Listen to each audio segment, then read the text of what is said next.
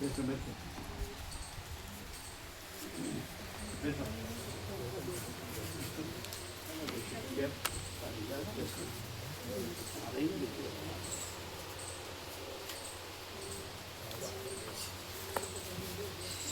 Fan બંધ કરજો.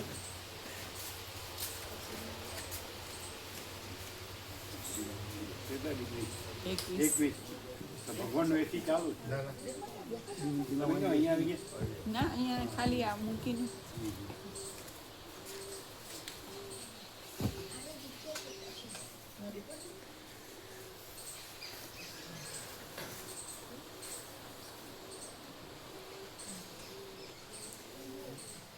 શિયાળા ભગવાન તો નવેમ્બરમાં આવે. આ શીતળતા છે નહીં.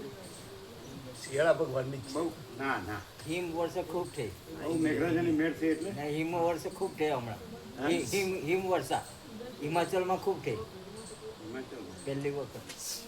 એટલે આમ શિયાળા ભગવાન ના કહેવાય ને, એ તો નવેમ્બરમાં જ ગણાય ને. રાજસ્થાનમાં પણ કળા પડે. રાજસ્થાનમાં વરસાદના કળા. બરાબર. અને હિમાલયમાં ક્યાં આગળ? હિમાચલ બધા પ્રદેશ ફૂલ બરફ વરસાદ ક્યાં આખો આગળ? આખો હિમાચલ. આખા હિમાચલ. હા, આખા હિમાચલ. તો પણ શિયાળા ભગવાન ના કહેવાય ને. હવે સ્ટાર્ટ થવાની તૈયારી સ્ટાર્ટ ન થઈ કહેવાય. નવેમ્બરથી ચાલુ થઈ જાય. નવેમ્બર પણ આ તો ઓક્ટોબર છે.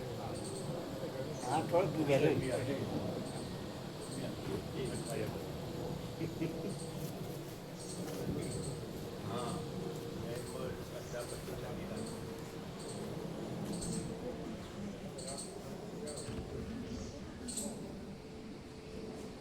પણ ખુશનુમા આહલાદક. આરોગ્ય માટે સારું.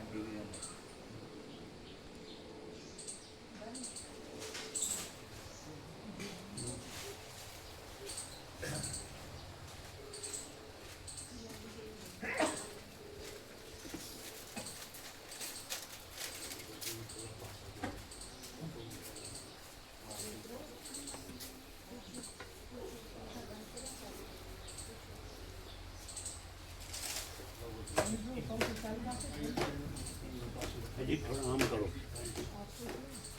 એમ નહીં. બરાબર. એ સરખું રાખો. બસ આ થોડું આગળ છે એટલે પાછું કરો. પાછું કરો થોડું બસ.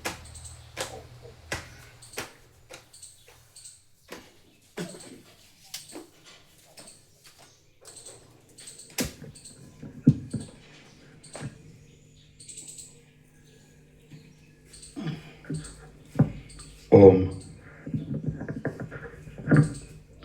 ઓમ ઓમ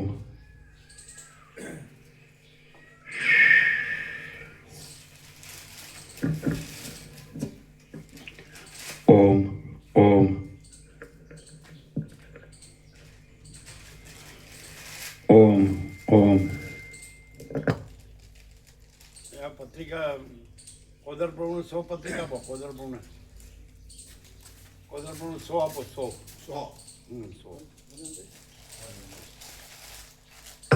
ઓમ ઓમ ઓમ ઓમ.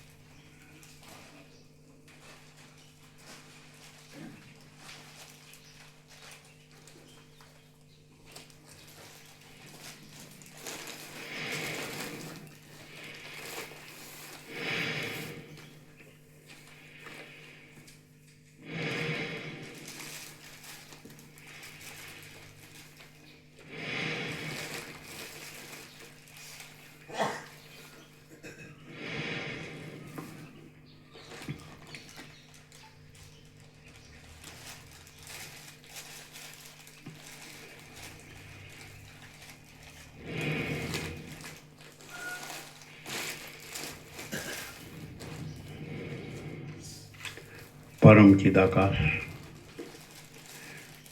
परम ज्योति, अखंड ज्योति, महाचिदाकाश स्वयं प्रकाश संपूर्ण प्रकाश पूर्ण ब्रह्म अनंत तेजघन अनंत चिदघन परमाकाश केवल अनंत शुद्ध तेजघन परमाकाश अखिल आत्मा पूर्ण ब्रह्म परमात्मा परम चिदाकाश परम ज्योति अखंड ज्योति अनंत पूर्ण परम चिदाकाश परम शांति स्वयं सिद्ध स्वयं प्रकाश स्वयं पूर्ण स्वस्वरूप यही सब कुछ है, इसके सिवा कुछ नहीं है। शून्यभास अनंत कोटि महाकल्पों है ही नहीं। महाचिदाकाश स्वयं प्रकाश संपूर्ण प्रकाश महाचिदाकाश ज्योति अनंत अखंड अभेद महाचिदाकाश ज्योति महातत्व महासामान्य महाचिदाकाश स्वसंवेद्य सहज निर्विकल्प महाचिदाकाश परम कैवल्य परम शांति परम चिदाकाश अनंत पूर्ण निरपेक्ष सत्य अनंत संपूर्ण अपरिघ्य निर्भ्रांत निरपेक्ष वशिष्ठ राम स्थिति प्रकरण राउंड 40मो राउंड 48 કેટલી 48 48 કેમ નથી બીજી અરે એવું બને જ નહીં એક પેકેટ આવી દઉં 500 નું હતું પણ હા તે પાછું અપાઈ ગઈ ને બધી ખાલી થઈ આ તો હમણાં લેવા દો એક આપી દે નવા આપી દે નવા નવા એને આપો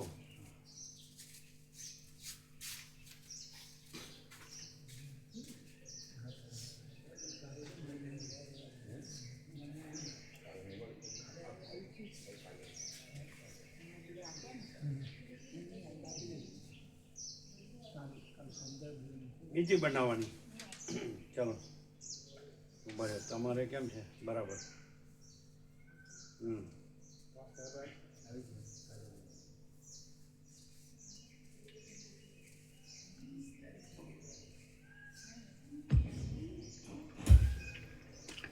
आद्य परब्रह्म सद्गुरु देव की जय।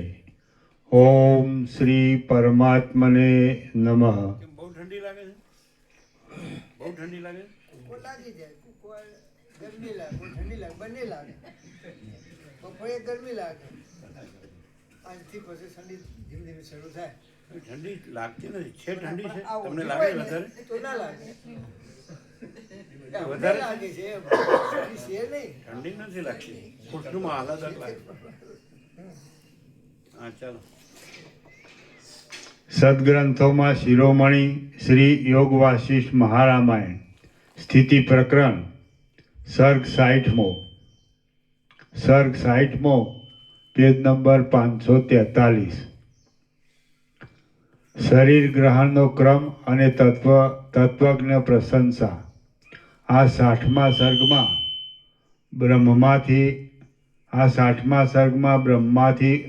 બ્રહ્મમાંથી ઉઠેલા જીવોનો શરીરોનું ગ્રહણ કરવાનો જે ક્રમ છે તે કહેવામાં આવશે અને તત્વવેત્તાઓની પ્રશંસા કરવામાં આવશે।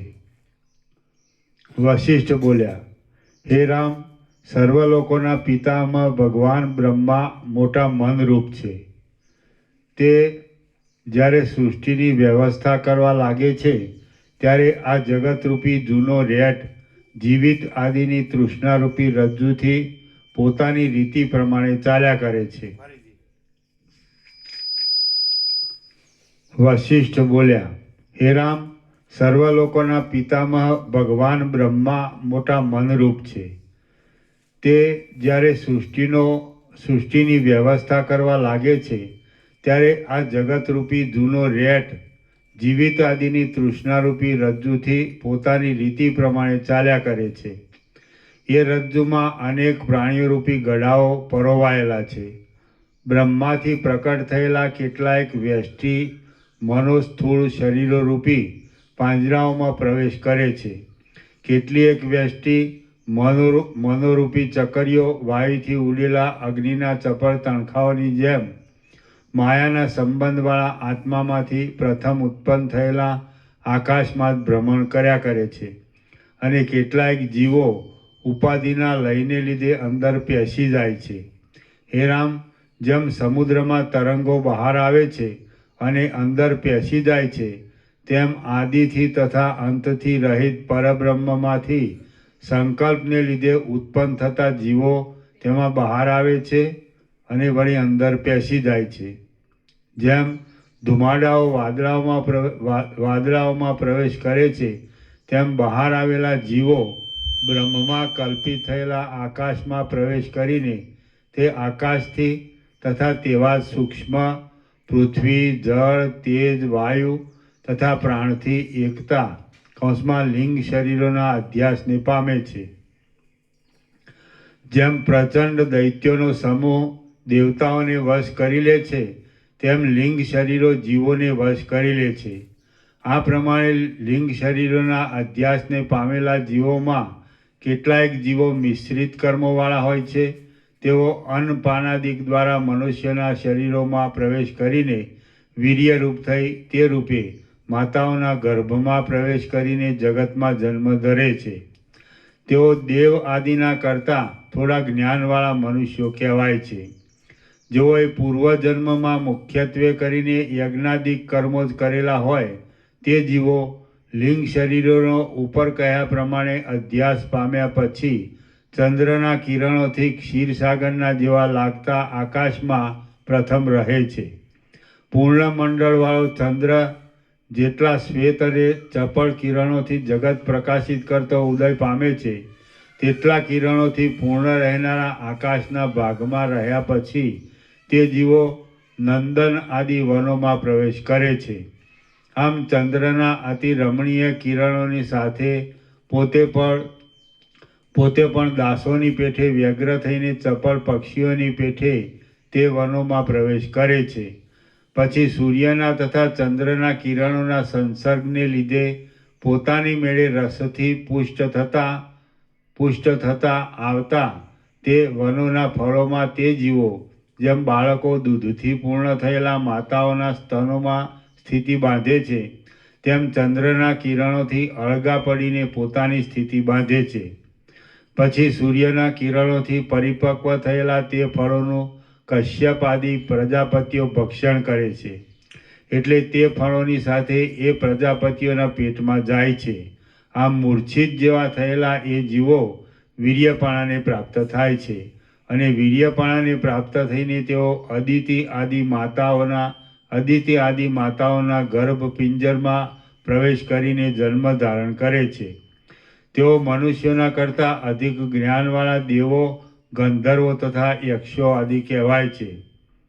જેમનામાં અંકુરો, શાખાઓ કે પાંદડાઓ પ્રકટ ન થયા હોય એવા બીજો જેમ અંકુરોની, શાખાઓ તથા પાંદડાઓની પ્રકટતાવાળા પડમાં રહે છે, તેમ જેમની વાસનાઓ સ્પષ્ટ થયેલી ન હોય એવા જીવો સ્પષ્ટ વાસનાઓવાળી માતાઓના ગર્ભપિંજરમાં રહે છે.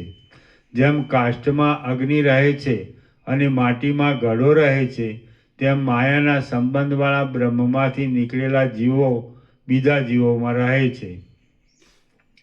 જે જીવ પૂર્વજન્મમાં અત્યંત વૈરાગ્યવાળો હોય, એટલે જેણે સ્ત્રીઓ આદિના શરીરોની શોભા જોવાની લાલચ ન કરી હોય અને બીજાએ પ્રેરણા કરેલી હોવા છતાં પણ જેણે આ લોક સંબંધી અથવા પરલોક સંબંધી કર્મોમાં સકામ પ્રવૃત્તિ ન કરી હોય તે જીવ તો દેવયોનિમાં અવતરીને પણ અત્યંત સાત્વિક થાય છે. ત્યાં જ્ઞાન પામીને તે જીવન મુક્તના વ્યવહારવાળો થાય છે અને તે જ જન્મમાં વિદેહ મુક્તિને પામે છે અને તે જ જન્મમાં વિદેહ મુક્તિને પામે છે. પણ જે જીવ સકામ કર્મો કરીને ભોગ ભોગવવાને માટે જ દેવ યોનિમાં અવતર્યો હોય તેને અત્યંત સાત્વિક નહીં પણ તમોગુણવાળો રાજસ સાત્વિક સમજવો અને તે જીવને બીજી યોનિઓમાં પણ ફરવા પડે છે.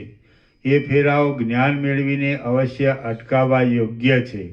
હે રામ, હવે આ સંસારમાં જેનો છેલ્લો જન્મ જ હોય એવા અત્યંત સાત્વિક મનુષ્ય વિશે હું કહું છું તે સાંભળો. અત્યંત સાત્વિક પુરુષ તો મુખ્યત્વે કરીને પ્રતિબંધનો નાશ કરવાને માટે જ જન્મેલો હોય છે. માટે તેવા કોઈ પુરુષો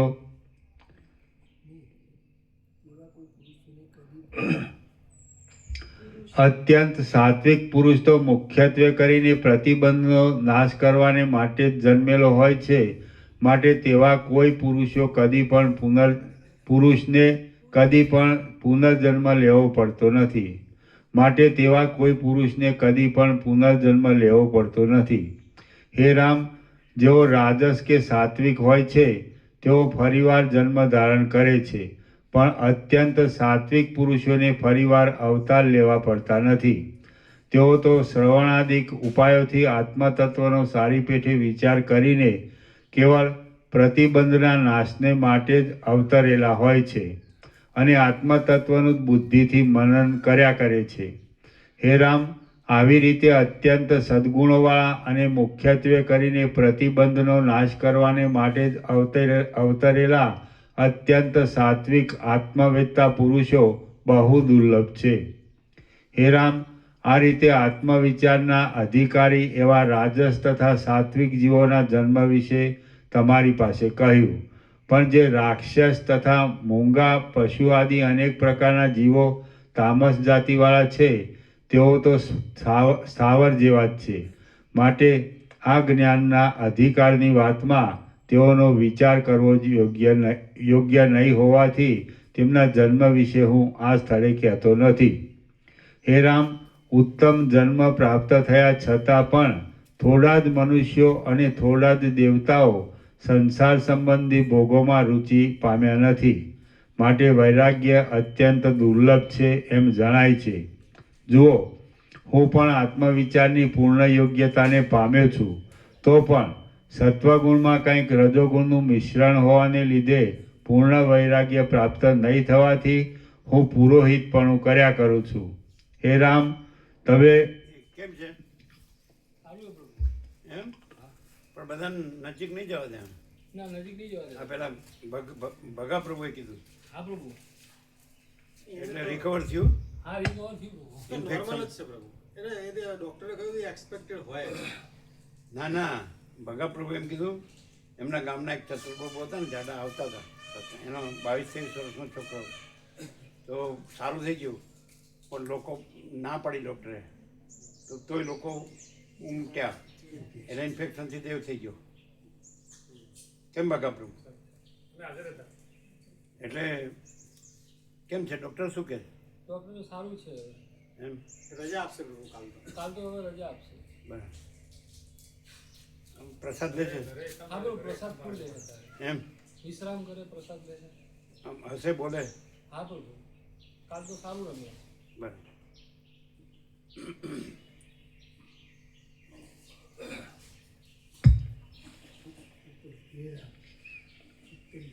હે રામ, ઉત્તમ જન્મ પ્રાપ્ત થયા છતાં પણ થોડા જ મનુષ્યો અને થોડા જ દેવતાઓ સંસાર સંબંધી ભોગોમાં રુચિ પામ્યા નથી.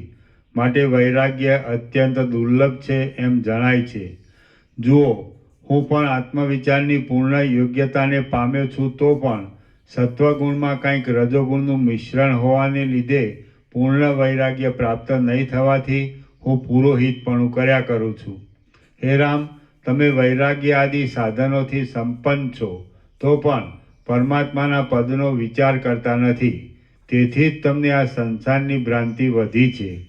માટે તમે અહીં હમણાં જ આત્મતત્વનો વિચાર કરો. વિચાર કરશો તો જે પરબ્રહ્મ છે તે તમે જ છો એમ પ્રત્યક્ષ અનુભવમાં આવશે. તમે વિચાર કર્યા વગર રહ્યા છો, તેથી તમને આ સંસારરૂપી મોટી આપદા વિસ્તાર પામેલી જણાય છે. વિચાર કરશો તો આ સંસાર કાંઈ છે જ નહીં અને તમે પરબ્રહ્મ છો એમ સહેજે જણાશે. શ્રી યોગ વાસિષ્ઠ મહારામાયણમાં સ્થિતિ પ્રકરણનો શરીર ગ્રહણ ક્રમ અને તત્વજ્ઞ પ્રશંસા નામનો સર્ગ 60મો સમાપ્ત. સર્ગ 61મો સત્પુરુષોની પ્રશંસા અને વિવેક તથા વૈરાગ્યના ક્રમ. આ 61મા સર્ગમાં મહાત્માઓની પ્રશંસા કરવામાં આવશે અને વિવેક તથા વૈરાગ્યના ક્રમ કહેવામાં આવશે. વશિષ્ઠ બોલ્યા, હે રામ, જે પુરુષો નિષ્કામ કર્મો કરીને અથવા ઉપાસના કરીને પૃથ્વીમાં જન્મેલા હોય છે તે મોટા સદ્ગુણવાળા પુરુષો સર્વદા આનંદયુક્ત જ રહે છે.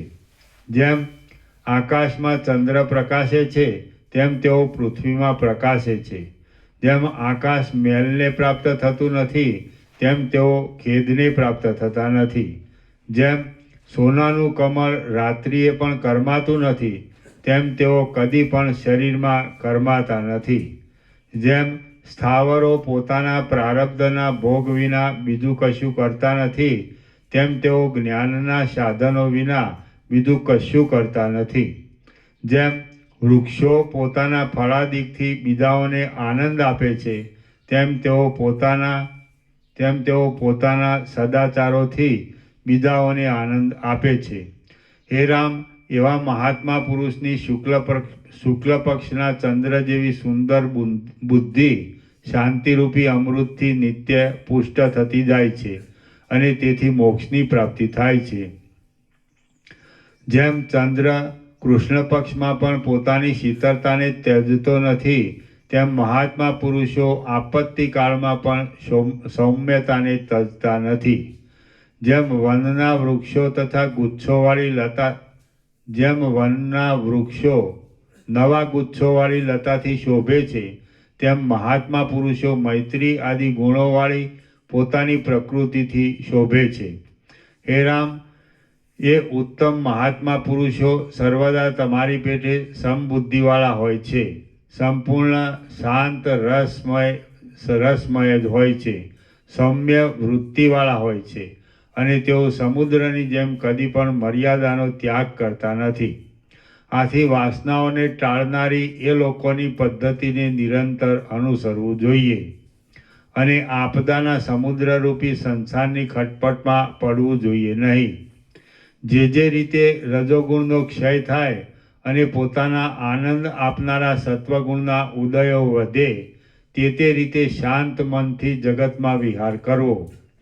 જેમનું મૂળ લોકો વારંવાર ચિંતન કર્યા કરે છે એવી વિષયોની ગતિઓનો ત્યાગ કરીને વારંવાર જ્ઞાનશાસ્ત્રનો વિચાર કરવો અને તુરત મનમાં પૂરી કાળજી રાખીને જુદા જુદા પ્રકારોથી પદાર્થોના અનિત્યપણાનો વિચાર કરવો. આ લોકના ભોગોને માટે તથા પરલોકના ભોગોને માટે જગતમાં જે ક્રિયાઓ કરવામાં આવે છે તેઓ તેમજ તે ક્રિયાઓના ફળરૂપ પશુ, પુત્ર, ધન તથા અપ્સરા આદિ પદાર્થો એક જાતની આપદા જ છે પણ સંપત્તિ રૂપ નથી એમ સમજુ પુરુષે ભાવના કર્યા કરવી. હે રામ, અજ્ઞાનના વિસ્તારરૂપ મિથ્યા વિષયોના વ્યર્થ ચિંતનને છોડી દેવું અને અવિનાશી પદાર્થરૂપ પોતાના સ્વરૂપનું સારી રીતે અનુસંધાન કર્યા કરવું. સદ્ગુરુના ઉપદેશથી અને સજ્જનોના સમાગમથી હું કોણ છું અને આ સંસારનો આડંબર કેમ થયો છે એ વિશે પ્રયત્નપૂર્વક વિચાર કરવો, કર્મોમાં ડૂબવું નહીં અને દુષ્ટની સાથે સહવાસ કરવો નહીં. સંસારમાં સઘળા પ્રિય પદાર્થોનો નાશ અવશ્ય થવાનો છે એમ જોયા કરવું અને જેમ મયુર મેઘને અનુસરે છે તેમ સજ્જનને અનુસરવું. અહંકાર, દેહ અને પુત્રાદિક સંસાર એ 3 વહાણ વિનાના સમુદ્ર સમાન છે. અહંકાર, દેહ અને પુત્રાદિક સંસાર એ 3 વહાણ વિનાના સમુદ્ર સમાન છે. અહંકાર, દેહ અને પુત્રાદિક સંસાર એ 3 વહાણ વિનાના સમુદ્ર સમાન છે. તેમની વાસનાને છોડી દઈને સત્ય પરબ્રહ્મનું જ અવલોકન કરવું. ફરીથી તેમની વાસનાને છોડી દઈને સત્ય પરબ્રહ્મનું જ અવલોકન કરવું. પુત્રાદિકની વાસનાને ત્યજી દેવી, તેમજ અસ્થિર શરીરની વાસનાને પણ ત્યજી દેવી, અને મોતીઓમાં તંતુની પેઠે સઘળા દેહોમાં પરોવાયેલા અત્યંત શુભ સાક્ષી પરમ ચૈતન્યનું અવલોકન કરવું. ફરીથી અને મોતીઓમાં તંતુની પેઠે સઘળા દેહોમાં પરોવાયેલા અત્યંત શુભ સાક્ષી પરમ ચૈતન્યનું અવલોકન કરવું. જેમ દોરામાં મણિઓનો સમૂહ પરોવાયેલો હોય છે, તેમ નિત્ય વિસ્તીર્ણ સર્વમાં રહેલા અને સર્વના અધિષ્ઠાનભૂત મહામંગલ પરબ્રહ્મમાં આ સઘળું બ્રહ્માંડ પરોવાયેલું છે. ફરીથી જેમ દોરામાં મણિઓનો સમૂહ પરોવાયેલો હોય છે, તેમ નિત્ય વિસ્તીર્ણ સર્વમાં રહેલા અને સર્વના અધિષ્ઠાનભૂત મહામંગલ પરબ્રહ્મમાં આ સઘળું બ્રહ્માંડ પરોવાયેલું છે. આકાશના શણગારરૂપ અને અત્યંત મોટા વિસ્તારવાળા સૂર્યમાં જે ચૈતન્ય છે, તે જ ચૈતન્ય ધરતીના ઝીણા દરની અંદર રહેલા કીડામાં છે. ફરીથી આકાશના શણગારરૂપ અને અત્યંત મોટા વિસ્તારવાળા સૂર્યમાં જે ચૈતન્ય છે, તે જ ચૈતન્ય ધરતીના ઝીણા દરની અંદર રહેલા કીડામાં છે. જેમ વાસ્તવિક રીતે જોતા ઘટાકાશોનો મહાકાશથી કશો ભેદ નથી, તેમ શરીરોમાં રહેલા જીવોનો પરમાત્માથી કશો ભેદ નથી. અરે ના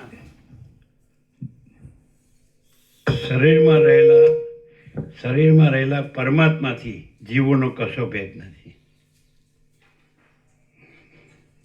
હું પેલું ઊંધું છે. બરોબર મુકા પ્રભુ.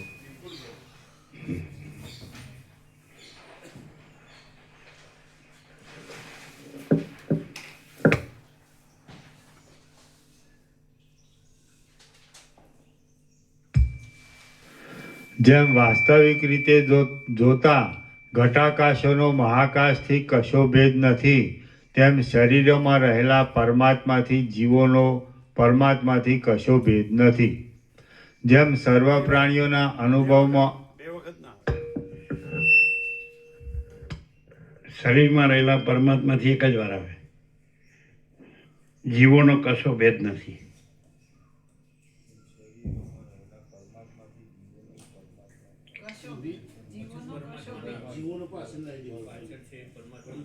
શરીરમાં રહેલા પરમાત્માથી જીવોનો કશો ભેદ નથી. દ્રષ્ટાંત છે એ અલગ છે અને તત્વ છે અલગ છે. ફરીથી જેમ વાસ્તવિક રીતે જોતા ઘટાકાશોનો મહાકાશથી કશો ભેદ નથી, તેમ શરીરોમાં રહેલા પરમાત્માથી જીવોનો કશો ભેદ નથી. જેમ સર્વ પ્રાણીઓના અનુભવમાં આવતા પદાર્થો અનેક છે, પણ તે પદાર્થોમાં મધુર, અમ્લ, લવણ, કટુ, કષાય અને તિક્ત એ નામના રસો 6 જ છે, તેમ પ્રાણીઓ અનેક છે, પણ તેઓમાં ચૈતન્ય એક જ છે. સર્વદા એક પરમ સત્ય પરબ્રહ્મ વિના બીજું કાંઈ છે જ નહીં. સર્વદા એક પરમ સત્ય પરબ્રહ્મ વિના બીજું કાંઈ છે જ નહીં. માટે આ જન્મ્યો અને આ નાશ પામ્યો એવી તમને જે પ્રતીતિ થાય છે તે ખોટી જ છે. હે રામ, ઉત્પન્ન થઈને નાશ પામે એવી કોઈ વસ્તુ સાચી છે જ નહીં. હે રામ, ઉત્પન્ન થઈને નાશ પામે એવી કોઈ વસ્તુ સાચી છે જ નહીં. આ જગત આભાસ માત્ર, દેખાવ માત્ર જ છે. માટે ઝાંઝવાના પાણીની જેમ સત પણ નથી, અસત પણ નથી, પરંતુ અનિર્વચનીય નિરૂપણ કરવાને અશક્ય જ છે. જ્યાં સુધી મોક્ષ ન થયો હોય ત્યાં સુધી અશાંત ચિત્તથી સ્પષ્ટ ગ્રહણ કરવામાં આવતું હોવાથી આ જગત પોતાના કાળમાં છે જ, એટલા માટે અસત નથી, અને મોક્ષના કાળમાં હોતું જ નથી, એટલા માટે સત પણ નથી. આ જગત મોહની નિવૃત્તિ થવા પછી પણ રહેતું નથી, ત્યારે મોક્ષના કાળમાં તો ક્યાંથી જ રહે? ફરીથી આ જગત મોહની નિવૃત્તિ થયા પછી પણ રહેતું નથી, ત્યારે મોક્ષના કાળમાં તો ક્યાંથી જ રહે?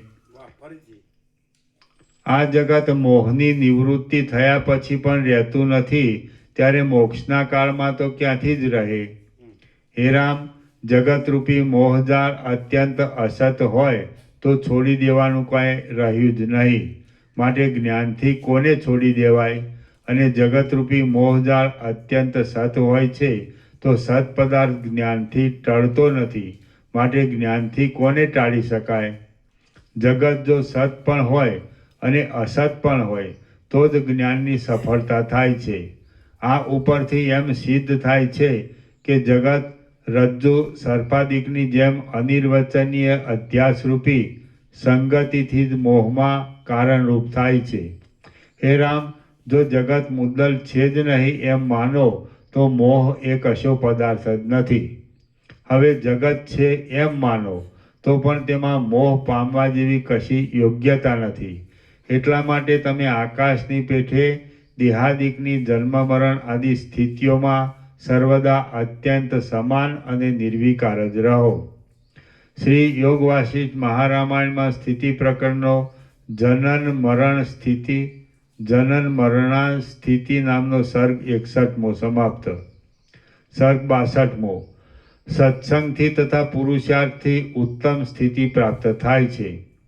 આ 62મા સર્ગમાં રામમાં શાસ્ત્રોક્ત સઘળા ગુણોની સંપત્તિ થયાનું અને બીજા સાધારણ પુરુષને પણ સત્સંગથી તથા પ્રયત્નથી ઉત્તમ સ્થિતિ મળવાનું કહેવામાં આવશે. વશિષ્ઠ બોલ્યા, હે રામ, મોટી બુદ્ધિવાળા પુરુષે વિચાર કરવાની ચાતુરી મેળવીને તેમજ દુઃખોને સહન કરવાની ટેવ પાડીને શાસ્ત્રમાં કહેલી પદ્ધતિ પ્રમાણે સુજનતાવાળા વિદ્વાન ગુરુની સાથે પ્રથમ શાસ્ત્રનો વિચાર કરવો. શાસ્ત્રના અર્થના અભ્યાસથી, સુજનોના સંગના અભ્યાસથી અને વૈરાગ્ય આદિના અભ્યાસથી સંસ્કાર પામેલો પુરુષ સ્વરૂપના જ્ઞાનને પાત્ર થઈ તમારી જેમ શોભે છે. તમે ઉદાર આચારવાળા છો, વીર છો, ગુણોના સમૂહના ભંડારરૂપ છો અને મનના સૃષ્ટિરૂપી મેલથી રહિત થઈને દુઃખથી મુક્ત થયા છો. તમે સંસારની વાસનાથી મુક્ત થઈને અને ઉત્તમ જ્ઞાનથી યુક્ત થઈને વાદળા વિનાના શરદ ઋતુના આકાશની જેમ સ્વચ્છ થયા છો એમ હું ધારું છું. તમે ઉત્તમ પદ્ધતિવાળા થયા છો. તમારી બુદ્ધિને પૃથ્વીમાં હવે બીજા પુરુષો પણ રાગદ્વેષ વિનાની વૃત્તિથી અનુસરશે. મન જો બાહ્ય પદાર્થોની ચિંતાથી રહિત થયેલું હોય, બ્રહ્માકારે પરિણામ પામવારૂપ ચાતુરીથી યુક્ત થયેલું હોય અને મુક્ત પુરુષો ધારે તે પ્રમાણે દ્વૈતના વિભાગોથી રહિત થયેલું હોય તો તે મુક્ત જ છે, એમાં સંશય નથી. મન જો બાહ્ય પદાર્થોની ચિંતાથી રહિત થયેલું હોય, બ્રહ્માકારે પરિણામ પામવારૂપ ચાતુરીથી યુક્ત થયેલું હોય અને મુક્ત પુરુષો ધારે તે પ્રમાણે દ્વૈતના વિભાગોથી રહિત થયેલું હોય તો તે મુક્ત જ છે, એમાં સંશય નથી.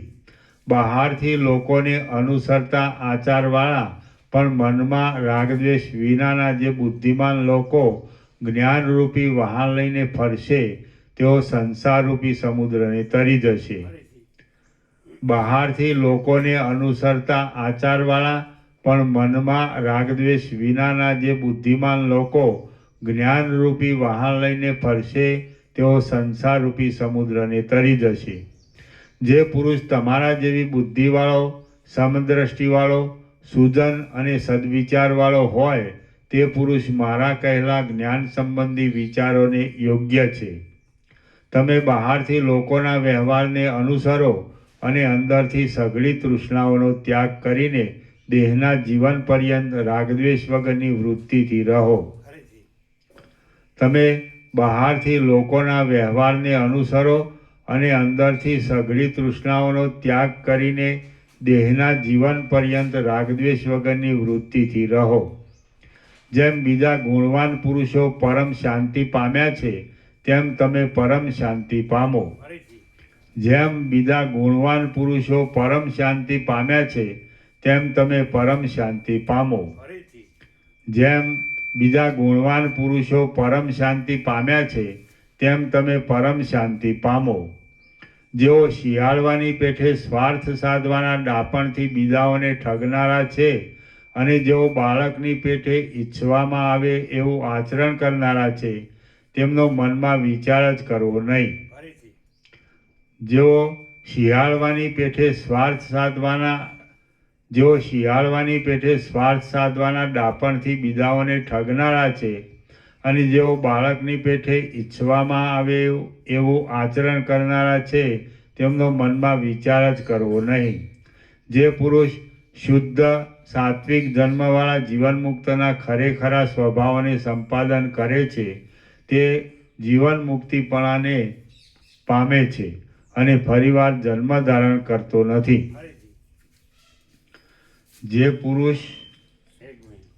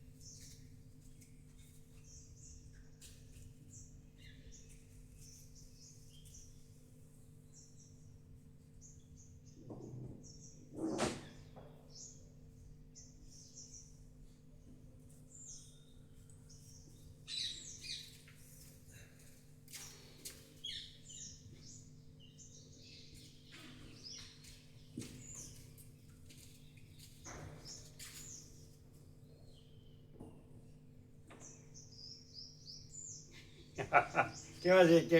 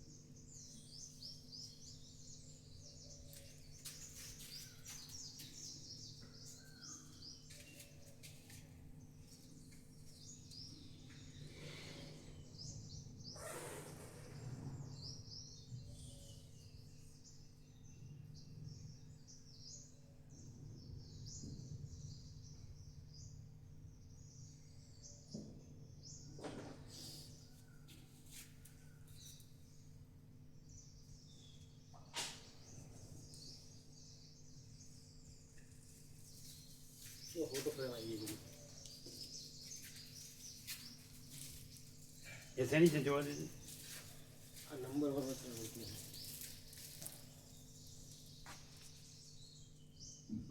સંપૂર્ણ છે ને તમે એક નંબર કીધું એ કેવું છે આ બધા કેવા છે સર્વાંગ સંપૂર્ણ હે સર્વાંગ સંપૂર્ણ સર્વાંગ સંપૂર્ણ. હા હા ચાલો કેવા છે શું તુલસી પ્રભુ પરમ શાંતિ ફરીથી બધાનું સરનામું એક જ પરમ શાંતિ. હા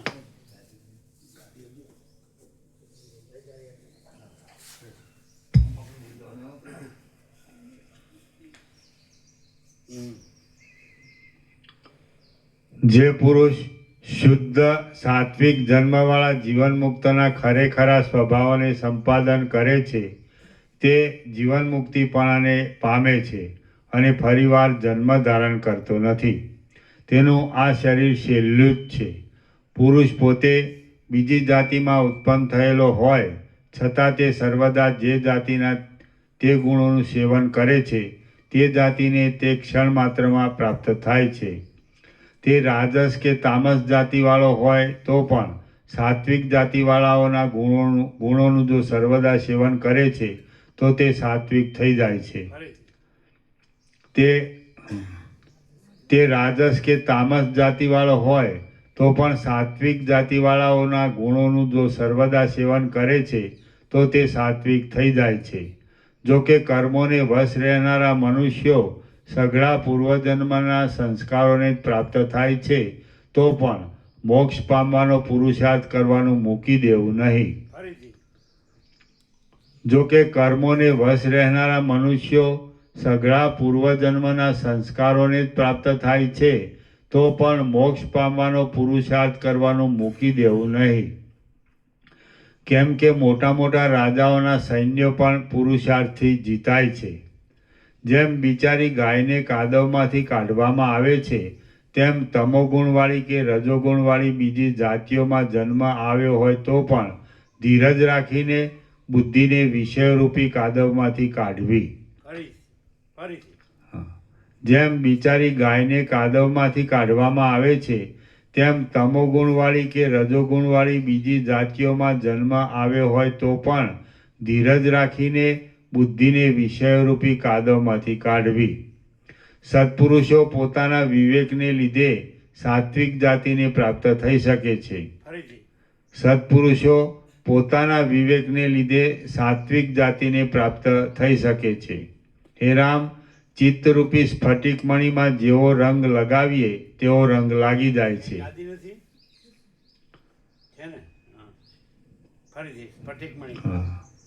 હે રામ, ચિત્તરૂપી સ્ફટિકમણીમાં જેવો રંગ લગાવીએ તેવો રંગ લાગી જાય છે. એટલા માટે પુરુષાર્થ કરવો સફળ જ છે. અતિ ઉત્તમ ગુણો ધારણ કરનારા મુમુક્ષુ પુરુષો પુરુષાર્થથી જીવન મુક્તપણાને મેળવીને છેલ્લા શરીરવાળા થયા છે. અતિ ઉત્તમ ગુણો ધારણ કરનારા મુમુક્ષુ પુરુષો પુરુષાર્થથી જ જીવન મુક્તપણાને મેળવીને છેલ્લા શરીરવાળા થયા છે. પૃથ્વીમાં, અંતરિક્ષમાં કે સ્વર્ગલોકમાં એવું કાંઈ પણ નથી કે જે ગુણવાન પુરુષ પુરુષાર્થથી ન મેળવી શકે. પૃથ્વીમાં, અંતરિક્ષમાં કે સ્વર્ગલોકમાં એવું કાંઈ પણ નથી કે જે ગુણવાન પુરુષ પુરુષાર્થથી ન મેળવી શકે. બ્રહ્મચર્ય, ધીરજ અને વૈરાગ્યરૂપી બળનો વેગ એ સર્વને યુક્તિથી ગોઠવ્યા વિના તમે ધારેલું પામી શકશો નહીં. બ્રહ્મચર્ય, ધીરજ અને વૈરાગ્યરૂપી બળનો વેગ એ સર્વને યુક્તિથી ગોઠવ્યા વિના તમે ધારેલું પામી શકશો નહીં. હે રામ, સત્વગુણને વધારવાના ઉપાયોમાં એકાગ્રતાવાળી બુદ્ધિ વડે તમે આ અત્યંત હિતરૂપ એવા આત્મજ્ઞાનને સ્થિર કરીને શોકરહિત થાઓ. તમારી પદવીને અનુસરવાથી બીજા અધિકારી લોકો પણ શોકરહિત થશે તથા મુક્ત થશે. હે રામ, તમને વિવેકના મોટા મહિમાવાળો અને વિસ્તાર પામેલા સઘળા સદ્ગુણોથી શોભતો આ છેલ્લો જન્મ પ્રાપ્ત થયો છે. માટે તેમાં તમે જીવન મુક્તની પદ્ધતિમાં સ્થિતિ કરો. આ સંસારના સંગરૂપ મોહથી થયેલી ચિંતા તમારા મનમાં સ્થિતિ કરો નહીં. આ સંસારના સંગરૂપ મોહથી થયેલી ચિંતા તમારા મનમાં સ્થિતિ કરો નહીં. શ્રી યોગ વાસિષ્ઠ મહારામાયણમાં સ્થિતિ પ્રકરણનો પૌરુષ પ્રશંસા નામનો સર્ગ 62મો સમાપ્ત. સ્થિતિ પ્રકરણ સમાપ્ત. હા, 5મું ઉપશમ પ્રકરણ. સર્ગ 1. મધ્યાહનનો શંખનાદ અને આહનિક વર્ણન. આ પહેલા સર્ગમાં મધ્યાહનનો શંખનાદ સાંભળી વશિષ્ઠે સંધ્યા આદિ આહનિક કર્મો કર્યાની અને રાત્રિએ વિશ્વામિત્રે વશિષ્ઠની સાથે રહ્યાની કથા કહેવામાં આવશે. વશિષ્ઠ બોલ્યા, હે રામચંદ્રજી, હવે સ્થિતિ પ્રકરણ પછીનું આ ઉપશમ પ્રકરણ સાંભળો. એ જાણવાથી મુક્તિ આપનારું છે.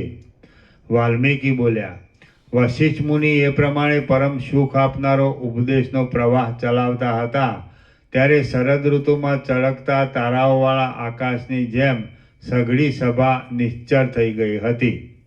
જેમ વાયુ વિનાના કમળવનમાં કમળો સ્થિર દેખાય તેમ સભાની અંદર સઘળા રાજાઓ શ્રવણની ઈચ્છાથી મૌન ધારણ કરીને સ્થિર થયેલા દેખાતા હતા. જેમના મદનું તથા મોહનું બળ સારી રીતે ઓછું થઈ ગયું હતું તેવી ચામર ડોળનારી સુંદરીઓ જાણે લાંબો સમય જોગણ થયેલી હોય તેમ અંતઃકરણમાં વધારે ને વધારે શાંતિ પામતી જતી હતી.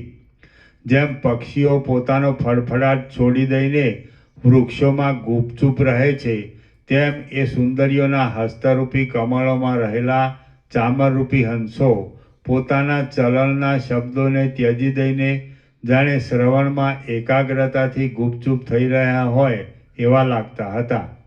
વિચારની પદ્ધતિને જાણનારા રાજાઓ પોતપોતાના નાકની અણીઓ ઉપર તર્જની આંગળીની અણીઓ ધરીને જ્ઞાનના વિષયનો વિચાર કરતા હતા. જેમ સૂર્યનો ઉદય થતાં આકાશ અંધકારને છોડી દે છે તેમ ઉપદેશનો ઉદય થતાં રામે અજ્ઞાન છોડી દીધું હતું અને તે પ્રભાતકાળના કમળની જેમ પ્રફુલ્લિત થયા હતા. જેમ મોર વૃષ્ટિથી ભીંજાઈને મેઘની ગર્જના સાંભળ્યા કરે છે તેમ દશરથ રાજા પ્રેમથી ભીંજાઈને વશિષ્ઠ મુનિની વાતો સાંભળતા હતા. સારણ નામનો મંત્રી વાંદરા જેવા પોતાના ચંચળ મનને યત્નપૂર્વક સર્વ ભોગોમાંથી પાછું વાળીને ઉપદેશનું શ્રવણ કરતો હતો. ચંદ્રની કળા જેવા નિર્મળ અને વિચારની પદ્ધતિમાં ભારે વિચક્ષણતા ધરાવનારા લક્ષ્મણજી વશિષ્ઠના વચનોથી આત્મતત્વ પોતાના જાણવામાં આવતા હૃદયમાં તેનો અનુભવ કરવા લાગ્યા હતા. શત્રુઓને હણનારા શત્રુઘ્ન ચિત્તથી પૂર્ણ થઈને તથા અત્યંત આનંદ પામીને પૂર્ણિમાના ચંદ્ર જેવા શોભતા હતા. સુમિત્ર નામનો મંત્રી ઘણી ખટપટોના અભ્યાસવાળું પોતાનું મન ઉપદેશના બળથી પોતાને વશ થતાં પ્રભાતકાળના કમળની પેઠે પ્રફુલ્લિત હૃદયવાળો થઈ ગયો હતો. તે સભામાં બેઠેલા બીજા લોકો મુનિઓ તથા બીજા રાજાઓ પણ પોતાના ચિત્તરૂપી રત્નો સારી પેઠે ધોવાયાને લીધે પ્રફુલ્લિત જેવા થઈ ગયા હતા. આ સમયમાં મધ્યાહનકાળ થતાં તે સમયને સૂચવનારા શંખોનો સઘળી દિશાઓને પૂરનારો અને પ્રલયકાળના વાદળાઓ તથા સમુદ્રોની ગર્જના જેવો ગંભીર ભારે પ્રબળ શબ્દ ઉઠ્યો. મેઘના નાદથી કોયલ પક્ષીના શબ્દો જેમ ઢંકાઈ જાય છે તેમ એ શંખોના મોટા નાદથી વશિષ્ઠ મુનિની વાણી ઢંકાઈ ગઈ. પછી વશિષ્ઠ મુનિએ સભામાં પોતાના વ્યાખ્યાનને બંધ પાડ્યું. પોતાના ગુણના ચમત્કારની બીજાઓના મનમાં છાપ ન પડે એવા સમયમાં કયો મહાત્મા પુરુષ પોતાના ગુણને પ્રકટ કરે? મધ્યાહનકાળનો શંખનાદ સાંભળી જરાવાર વિસામો લઈને વશિષ્ઠ મુનિએ મોટો કોલાહલ શાંત થયા પછી રામચંદ્રજીને કહ્યું કે હે રામ, હે શત્રુઓનું મર્દન કરનારા, આજ તો આટલે સુધી જ વ્યાખ્યાન કહેવાનું હતું તે મેં તમને કહ્યું. હવે બીજું જે કહેવાનું છે તે સવારે કહીશ. મધ્યાહન કાળમાં બ્રાહ્મણોને સ્નાન સંધ્યાદિક જે કર્મો શાસ્ત્રના નિયમથી પ્રાપ્ત થાય છે તેમાં સમય ગુમાવવો યોગ્ય નથી. એટલા માટે મારે પણ આ સમયમાં તે કર્મો કરવા છે. હે સદાચારમાં વિચક્ષણ રામ, તમે પણ ઉઠો અને આચારથી પ્રાપ્ત થયેલી તે સ્નાન, દાન તથા દેવાર્ચન આદિ શુભ ક્રિયાઓ કરો. આ પ્રમાણે વશિષ્ઠ મુનિ બોલ્યા એટલે જેમ સૂર્યનારાયણ ચંદ્રની સાથે તથા નક્ષત્રોની સાથે ઉદયાચલના શિખરમાંથી ઉઠે તેમ મહારાજ દશરથ વશિષ્ઠ મુનિની સાથે તથા બીજા સભાસદોની સાથે સભામાંથી ઉઠ્યા. આમ તેઓ ઉઠ્યા એટલે જેમ નેત્રો સરખા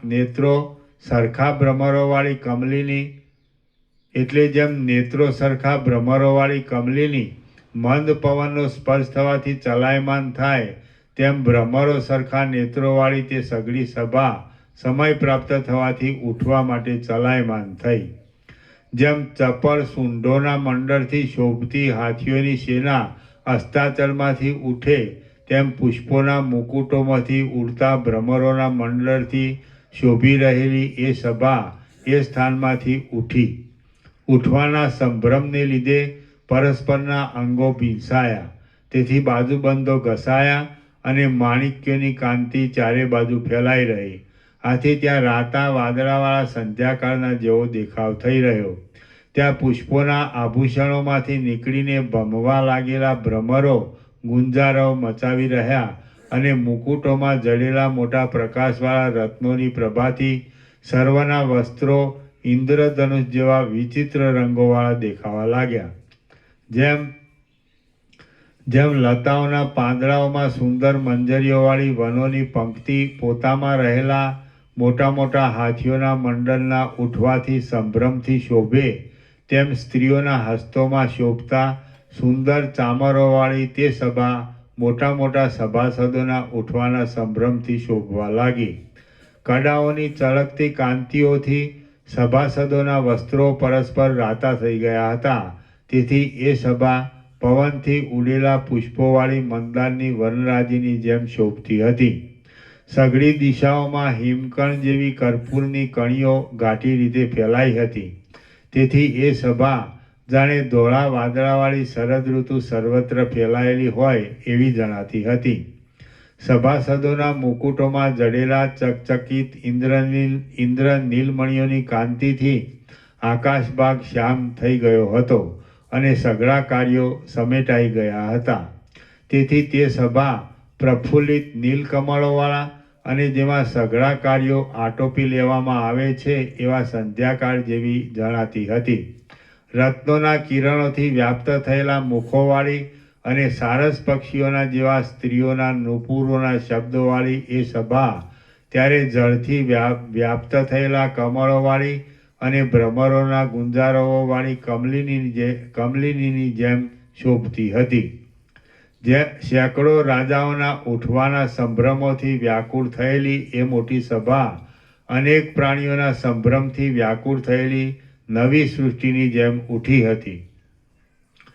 જેમ રત્નોની પ્રભા વડે ઇન્દ્રધનુષ જેવા કરેલા તરંગો સમુદ્રમાંથી નીકળે, તેમ રત્નોના જુદા જુદા રંગના પ્રકાશોએ ઇન્દ્રધનુષ જેવા કરેલા તે રાજાઓ દશરથ રાજાને પ્રણામ કરીને રાજમંદિરમાંથી નીકળ્યા.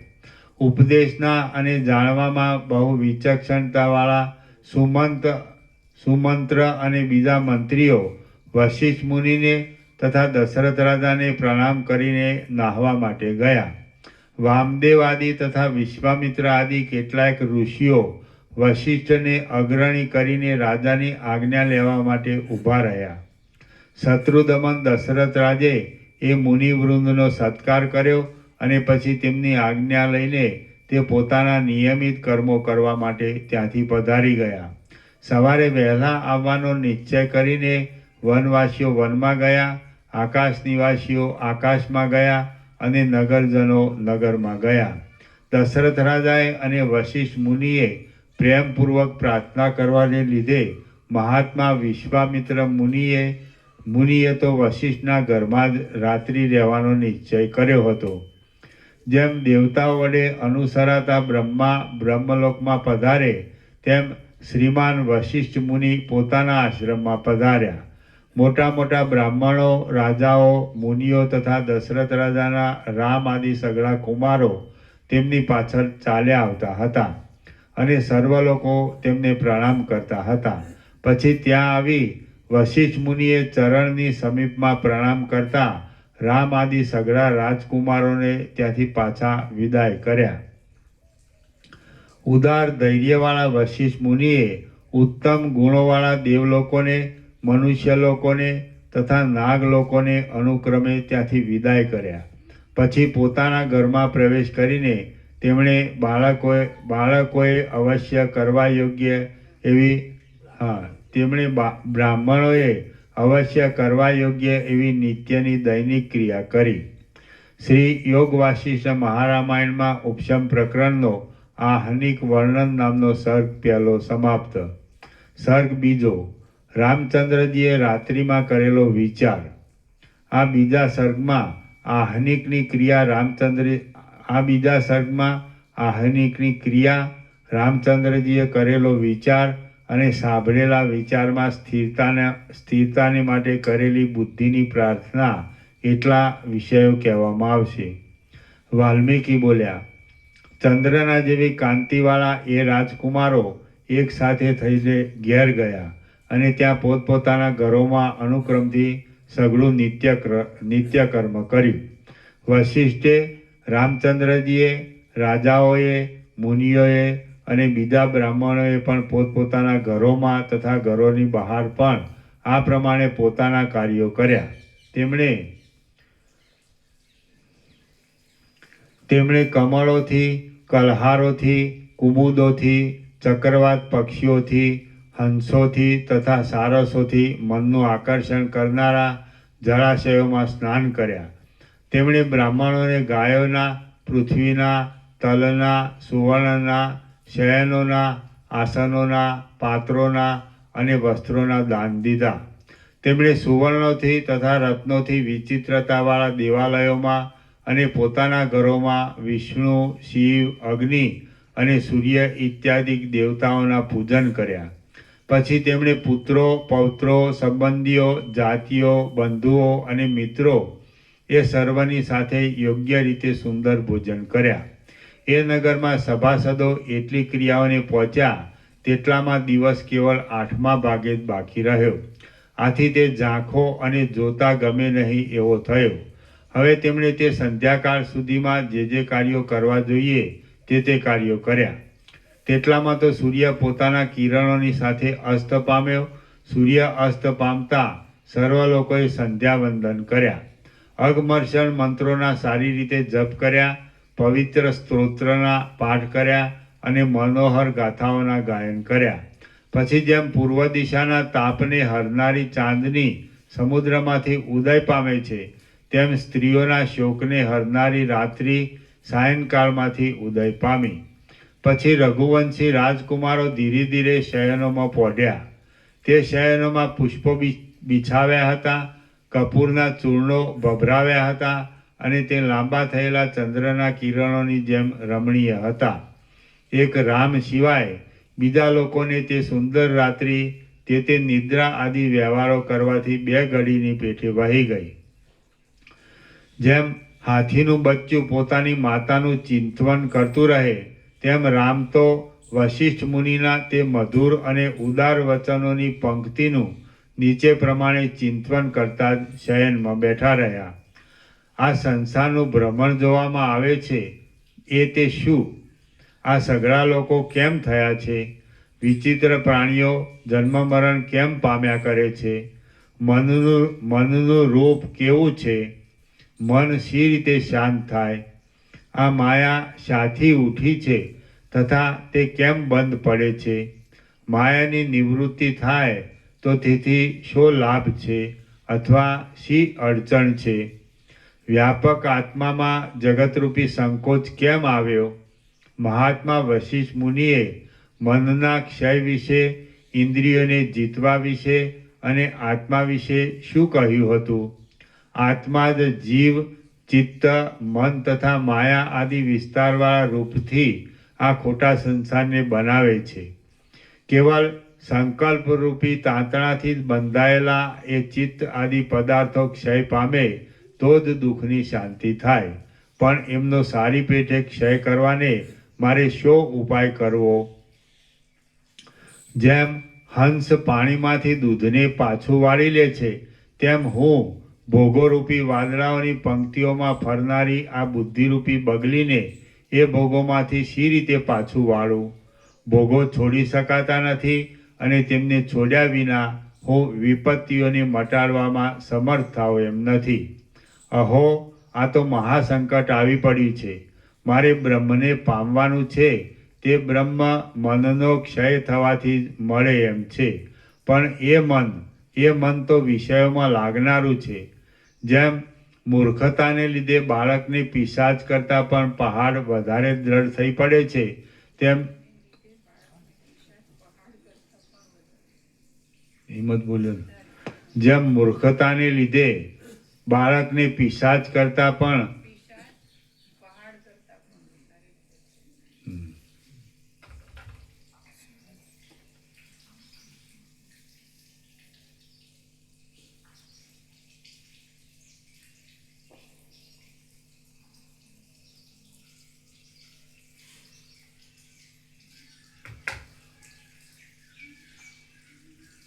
જેમ મૂર્ખતાને લીધે બાળકને પીસાદ પહાડ કરતાં પણ વધારે દ્રઢ થઈ પડે છે, તેમ અજ્ઞાનને લીધે એ મન પહાડ કરતાં પણ દ્રઢ થઈ પડ્યું છે. જેમ યુવાન સ્ત્રી પોતાના પ્રિયતમને પામ્યા પછી કોઈનું સ્મરણ કરતી નથી, તેમ મારી બુદ્ધિ સંસારના સંભ્રમને છોડી દઈને પરમાત્માને પ્રાપ્ત થશે ત્યારે બીજા કોઈનું પણ સ્મરણ કરશે નહીં. સઘળા વેગોને તથા વિષય સંબંધી સઘળા કૌતુકોને છોડી દઈને મારું પવિત્ર મન નિર્દોષ આત્મપદમાં ક્યારે વિશ્રાંતિ લેશે? જીવન મુક્તિનું પદ સઘળી કળાઓથી સંપૂર્ણ એવા ચંદ્રમા કરતાં પણ વધારે શીતળ છે. તેમાં અત્યંત દ્રઢ સ્થિતિ પામીને હું ક્યારે જગતમાં ફરીશ? જેમ તરંગ પોતાના કલ્પિત રૂપને છોડી દઈ જળમાં લીન થઈને શાંત થાય છે, તેમ મારું મન પોતાના કલ્પિત રૂપને છોડી દઈ આત્મામાં લીન થઈને ક્યારે શાંત થશે? તૃષ્ણારૂપી તરંગોએ આકુળ કરેલા અને આશાઓરૂપી મગરોના સમૂહવાળા સંસારરૂપી સમુદ્રને તરીને હું ક્યારે સંતાપથી રહિત થઈશ?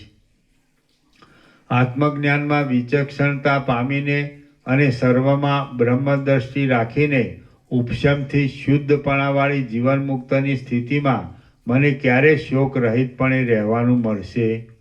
સઘળા અંગોને તપાવનારો અને સઘળી ધાતુઓમાં રુધિર આદિ ધાતુઓમાં અને સુવર્ણ આદિ ધાતુઓમાં લાગુ થવાથી ભારે ત્રાસ આપનારો આ મોહરૂપી જીર્ણ જ્વર ક્યારે નાશ પામશે? મારું મન વાયુ વગરના સ્થળમાં રહેલા દીવાની શિખાની પેઠે ભ્રમણને ત્યજી દઈને અને અત્યંત પ્રકાશમય થઈને ક્યારે સ્થિરતા પામશે? જેમ ગરુડ પક્ષીઓ સમુદ્રોને લીલા માત્રમાં તરી જાય છે, તેમ દુષ્ટ વિષયોથી શરીરને બાળનારી મારી ઇન્દ્રિયો ક્યારે દુઃખોને લીલા માત્રમાં તરી જશે? જેમ શરદ ઋતુમાં કાળો મેઘ નષ્ટ થઈ જાય છે, તેમ આ દેહ હું છું, હું રડું છું અને હું મૂઢ છું એવા પ્રકારનો આ વ્યર્થ ભ્રમ ક્યારે નાશ પામશે? જે આત્મપદ મળવાથી બુદ્ધિ સ્વર્ગ આદિના સુખોને તલના જેવા તુચ્છ ગણે છે, તે પદની હું માગણી કરું છું. મને એ પદ ક્યારે મળશે? હે મન, સંસારમાં રાગ વિનાના વશિષ્ઠ આદિ મહાત્માઓએ નિર્મળ બ્રહ્મ વિદ્યા સંબંધી કહેલા વિચારો તારામાં સ્થિતિ કરશે કે? એ તું મને કહે. હે ચિત્ત, હું ફરીવાર દુઃખોરૂપી અજગરોના ઝપાટામાં આવીને હાય બાપ, હાય મા અને હાય દીકરા ઇત્યાદિ વિલાપોનું પાત્ર ન બનું તો ઠીક. હે બહેન બુદ્ધિ, બહેન એટલે જીવ અને બુદ્ધિ એ બંને એક અવિદ્યાના ઉદરમાંથી ઉત્પન્ન થયેલા છે, માટે બુદ્ધિને બહેન કહી છે. હે બહેન બુદ્ધિ, હું તારો ભાઈ છું. તું મારી આ માગણીને તરત પૂરી કર. તું વશિષ્ઠ મુનિના વચનોનો વિચાર કર, એટલે આપણે દુઃખોમાંથી છૂટી જઈએ. હે દીકરી, દીકરી એટલે સુબુદ્ધિ પાછળથી ઉત્પન્ન થાય છે, માટે તેને દીકરી કહી છે. હે દીકરી સુબુદ્ધિ, તારા પગમાં પડીને હું પ્રાર્થના કરું છું કે તું સંસારનો ઉચ્છેદ થઈ જાય એવી પૂર્ણતારૂપ સંપત્તિ અર્થે સ્થિર થા. હે સુબુદ્ધિ, વશિષ્ઠ મુનિએ પ્રથમ વૈરાગ્યનો વચનો કહ્યા, તે પછી મુમુક્ષુજનનો વ્યવહાર કહ્યો, તે પછી જગતની ઉત્પત્તિઓનો ક્રમ કહ્યો અને તે પછી દ્રષ્ટાંતોથી સુંદર લાગે એવું તથા બ્રહ્મ વિદ્યાવાળા આખ્યાનોથી તરત સમજાય એવું સઘળું સ્થિતિ પ્રકરણ કહ્યું. તું તેનું સંપૂર્ણ રીતે સ્મરણ કર. જે વસ્તુનો મને સારી પેઠે સેંકડો વાર વિચાર કરી મૂક્યો હોય, તે વસ્તુનો જો બુદ્ધિ સ્વીકારે નહીં તો સઘળો વિચાર શરદ ઋતુના વાદળાની પેઠે નિષ્ફળ જ જાય છે. આથી સઘળા કાર્યોમાં બુદ્ધિ જ મુખ્ય છે. શ્રી યોગ વાસિષ્ઠ મહારામાયણમાં ઉપશમ પ્રકરણનો ઉપદેશાનું વર્ણન નામનો સર્ગ બીજો સમાપ્ત. સર્ગ ત્રીજો, વશિષ્ઠાદિ સર્વનું સભાસ્થાનમાં આગમન. આ ત્રીજા સર્ગમાં પોતાને ઘેર આવેલા રામ આદિ લોકોને સાથે લઈ વશિષ્ઠ મુનિ સભામાં પધાર્યાની અને વ્યાખ્યાનની સગવડ થયાની કથા કહેવામાં આવશે. વાલ્મીકી બોલ્યા, જેમ કમળને સૂર્યની ચિંતા કરતાં કરતાં રાત્રિ વ્યતીત થઈ જાય, તેમ રામને એવા પ્રકારની મોટી વિસ્તીર્ણ ચિંતા કરતાં કરતાં તે રાત્રિ વ્યતીત થઈ ગઈ.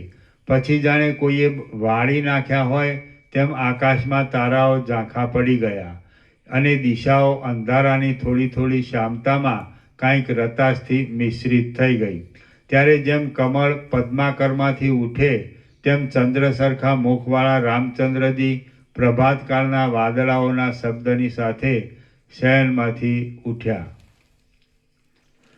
હવે પ્રાતઃકાળમાં કરવાના સ્નાન વિધિને તથા સંધ્યાવંદન આદિ વિધિને પૂર્ણ કરી તે ભાઈઓની સાથે ત્યાં તથા થોડાક પરિવારની સાથે વશિષ્ઠ મુનિને ઘેર પધાર્યા. ત્યાં બ્રહ્મના નિધિધ્યાસ રૂપ સમાધિ ધરીને એકાંતમાં બેઠેલા વશિષ્ઠ મુનિને જોઈને રામચંદ્રજી માથું નમાવીને દૂરથી તેમને પગે લાગ્યા. વિનયવાળા એ લોકો વશિષ્ઠ મુનિને પ્રણામ કરીને જ્યાં સુધી અંધકાર ટળી જઈને સઘળી દિશાઓ સ્વચ્છ થઈ ત્યાં સુધી એમના આંગણામાં જ ઊભા રહ્યા. પછી જેમ દેવતાઓ બ્રહ્મલોકમાં આવે તેમ બીજા રાજાઓ, રાજકુમારો, ઋષિઓ અને બ્રાહ્મણો પણ વશિષ્ઠ મુનિને ઘેર આવ્યા. ત્યાં ઘણા માણસોથી વ્યાપ્ત થયેલું તથા હાથીઓની, ઘોડાઓની અને રથોની ભીડવાળું વશિષ્ઠ મુનિનું ઘર રાજદ્વાર જેવું શોભવા લાગ્યું. પછી મહાત્મા વશિષ્ઠ મુનિએ જરાવારમાં સમાધિ છોડી દીધી અને વિનય આદિ આચારથી તેમજ પ્રિય વચનો આદિ ઉપચારથી તે લોકોને માન આપ્યું. પછી બ્રહ્મા જેમ કમળ ઉપર બિરાજે તેમ શ્રીમાન વશિષ્ઠ મુનિ વિશ્વામિત્રની સાથે રથમાં બિરાજ્યા અને બીજા મુનિઓ તેમની પાછળ ચાલ્યા. હવે જેમ સઘળા દેવતાઓથી વીંટાયેલા બ્રહ્મા ઇન્દ્રને ઘેર પધારે તેમ મોટા સૈન્યથી વીંટાયેલા મુનિ દશરથ રાજાને ઘેર પધાર્યા. જેમ હંસોના ટોળાથી વીંટાયેલો રાજહંસ કમલિનીમાં પ્રવેશ કરે તેમ લોકોથી વીંટાયેલા વશિષ્ઠ મુનિએ નમ્ર માણસોવાળી દશરથ રાજાની રમણીય સભામાં પ્રવેશ કર્યો. ત્યારે મહાવીર દશરથ રાજ તરત સિંહાસન ઉપરથી ઉઠીને 3 પગલાં તેમની સામે આવ્યા. પછી દશરથ આદિ રાજાઓ, વશિષ્ઠ આદિ મુનિઓ, ઋષિઓ, બ્રાહ્મણો, સુમંત્ર આદિ મંત્રીઓ, સૌમ્ય આદિ વિદ્વાનો, રામ આદિ રાજકુમારો, શુભ આદિ મંત્રીપુત્રો, પ્રતિનિધિ આદિ રાજ્યના માણસો, સુહોત્ર આદિ શેઠિયાઓ, માલવ આદિ રાજ્યના સેવકો અને બીજા પણ કેટલાયક સદગૃહસ્થો સભામાં યોગ્ય રીતે બેઠા. આમ સર્વ લોકો પોતપોતાના આસનો પર બેઠા અને તે સઘળાઓની દ્રષ્ટિઓ વશિષ્ઠ મુનિના મુખ ઉપર લાગી. હવે સભાનો કોલાહલ શાંત થઈ ગયો, બંદીજનો ચૂપ થઈ ગયા. રાત્રે આરામ મળવા આદિની પરસ્પરને પૂછવાની સઘળી વાતો પૂછાઈ રહી અને સઘળી સભા નિશ્ચળ થઈ ગઈ. ત્યાં પવનની સુંદર લહેરો ચાલવા લાગી અને પવનને લીધે કમળોના ગર્ભોમાંથી નીકળતા પરાગો ઉડી ઉડીને લોકોએ પહેરેલી મોતીની માળાઓની ઉપર પડવા લાગ્યા. ત્યારે ચારે બાજુ ગોઠવવામાં આવેલા પુષ્પોના મોટા મોટા હિંડોળાઓમાંથી ભારે સુગંધ લઈને મીઠો મીઠો પવન વાવા લાગ્યો. ત્યાં પુષ્પોથી બિછાવેલી ભૂમિકાઓના કોમળ ઝરૂખાઓમાં રાખેલા પલંગો ઉપર બેસીને સઘળી રાણીઓ જોવા લાગી. જાળિયામાં આવેલા સૂર્યના કિરણોના પ્રતિબિંબોથી ચપળ થતા નેત્રોવાળી, રત્નોના પ્રકાશો પડવાથી કોમળ રીતે પીંગળા લાગતા શરીરોવાળી અને ધોળા ચામરને ધારણ કરનારી ચપળ સ્ત્રીઓ ત્યાં કાંઈ પણ ચપળતા નહીં કરતા ગુપચૂપ થઈને ઊભી રહી. મોતીઓમાં પ્રતિબિંબિત થયેલા સૂર્યના રાતા કિરણોથી આંગણામાં બિછાવેલો પુષ્પોનો સમૂહ પણ રંગાઈ ગયો હતો. આથી ભમરાઓ તેને ભ્રાંતિથી પ્રભાતકાળના તડકાના બિંબરૂપ સમજતા હતા અને તેના ઉપર આવતા નહોતા. જેમ આકાશમાં કાળા વાદળાઓ ભમે તેમ તે ભમરાઓ ઉપરને ઉપર ભમવા લાગ્યા. પુણ્યોના પ્રભાવને લીધે વશિષ્ઠ મુનિના મુખથી જે ઉપદેશ સાંભળવામાં આવ્યો હતો તેનો હૃદયમાં વિસ્તાર થતાં સઘળા સજ્જન સભાસદોના મન આશ્ચર્યથી સલકાઈ ગયા અને તેઓ પરસ્પરમાં ઘણા ઘણા ગુણોવાળી, કોમળ પદોવાળી તેમજ કોમળ અક્ષરોવાળી મધુર મધુર વાતો કરવા લાગ્યા. દિશાઓમાંથી, નગરમાંથી, આકાશમાંથી અને વનોમાંથી આવતા સિદ્ધ લોકો, વિદ્યાધર લોકો, આર્ય લોકો, મુનિઓ અને બ્રાહ્મણો વશિષ્ઠ મુનિને મૂંગા મૂંગા પ્રણામ કરીને કાંઈ પણ શબ્દ નહીં કરતા સભામાં પેસવા લાગ્યા. સભામાં આવીને જે મહાત્માઓની સાથે સંભાષણ અવશ્ય કરવું જોઈએ તેમની સાથે પણ લોકો અત્યંત મંદ સ્વરથી વાતચીત કરવા લાગ્યા. પવને પોતે જ કમળોના ગોટાઓ ઉઘાડી નાખ્યા હતા અને તેમાંથી નીકળતા ભ્રમરો, મકરંદો તથા પરાગોના રંગે કરીને તે કાંઈક પીળો થઈ ગયો હતો. એ પવન પોતાના સ્પર્શથી ચંદરવા આદિમાં બાંધેલી નાની નાની ઘંટાઓને બજાવવા લાગ્યો. એટલે તે ઘંટાઓના રણકારાઓથી મેડીઓમાં થતા પ્રભાત સમયના ગાયનો બંધ પડી ગયા. ચંદનના સુગંધિત ચૂર્ણથી તથા પુષ્પોના ચપળ પરાગોથી મિશ્રિત થયેલા અગરુના અને તગરના ધૂપનો ધુમાડો ચંદરવામાં બાંધેલા કમળોના મંદ મંદ સુગંધોની સાથે ત્યારે રસ ભરેલા પુષ્પોની મોટી મોટી સુગંધી માળાઓવાળા સભાના આકાશભાગમાં ચાલવા લાગ્યો ત્યારે તેની કાળાશથી જુદા નહીં દેખાતા ભ્રમરો કેવળ પોતાના ગુંજારવથી જ ઓળખાવા લાગ્યા. શ્રી યોગ વાસિષ્ઠ મહારામાયણમાં ઉપશમ પ્રકરણનો સભા સંસ્થાન વર્ણન નામનો સર્ગ 3 સમાપ્ત. સર્ગ 4. દશરથ રાજાએ વશિષ્ઠ ઋષિના વાક્યોની પ્રશંસા કરી. આ ચોથા સર્ગમાં રાજાએ વશિષ્ઠના વાક્યોની પ્રશંસા કર્યાની અને વશિષ્ઠના કહેવાથી રામે પોતાના જ્ઞાનનો અનુવાદ કરવાની કથા કહેવામાં આવશે. વાલ્મીકી બોલ્યા, આ સમયમાં દશરથ રાજાએ મેઘના નાદ જેવી ગંભીર વાણીથી મુનિવર વશિષ્ઠને આ પ્રમાણે વિશ્વાસ ભરેલા પદોથી શોભતું વચન કહ્યું. હે ભગવાન, ગઈકાલના વ્યાખ્યાનની રચનાથી આપને થયેલો પરિશ્રમ આપના શરીરમાં તપથી થયેલી કૃશતા કરતાંય વધારે હતો. તે તો મટી ગયો છે ને? ગઈકાલે આપે પરમ આનંદ આપનારા જે પવિત્ર વચનો કહ્યા હતા તે વડે અમને અમૃતનો વરસાદ થયાના જેવો સંતોષ મળ્યો છે. જેમ નિર્મળતાવાળા ચંદ્રના અમૃતમય કિરણો અંધકારને દૂર કરીને બહાર શીતળતા આપે છે, તેમ મહાત્માઓની નિર્મળતાવાળી અમૃતમય વાણીઓ અજ્ઞાનને દૂર કરીને મનમાં શીતળતા આપે છે. બ્રહ્મ તત્વના વિચારથી ભરેલી મહાત્માઓની સુંદર વાણીઓ મોહને અત્યંત હરી લે છે અને અપૂર્વ આનંદ આપે છે. સૂજનરૂપી ઉત્તમ વૃક્ષ છે, તેમાંથી આત્મતત્વરૂપી રત્નોનો પ્રકાશ કરવામાં મુખ્ય દિવીરૂપ અને રસમય સ્વરૂપવાળી યુક્તિરૂપી લતા ઉદય પામે છે. તેને સઘળા લોકોએ વંદન કરવું યોગ્ય છે. જેમ ચંદ્રના કિરણો અંધકારના સમૂહને દૂર કરી નાખે છે, તેમ સજ્જનોના સુંદર વચનો શારીરિક અને માનસિક એવા સઘળા દોષોને દૂર કરી નાખે છે.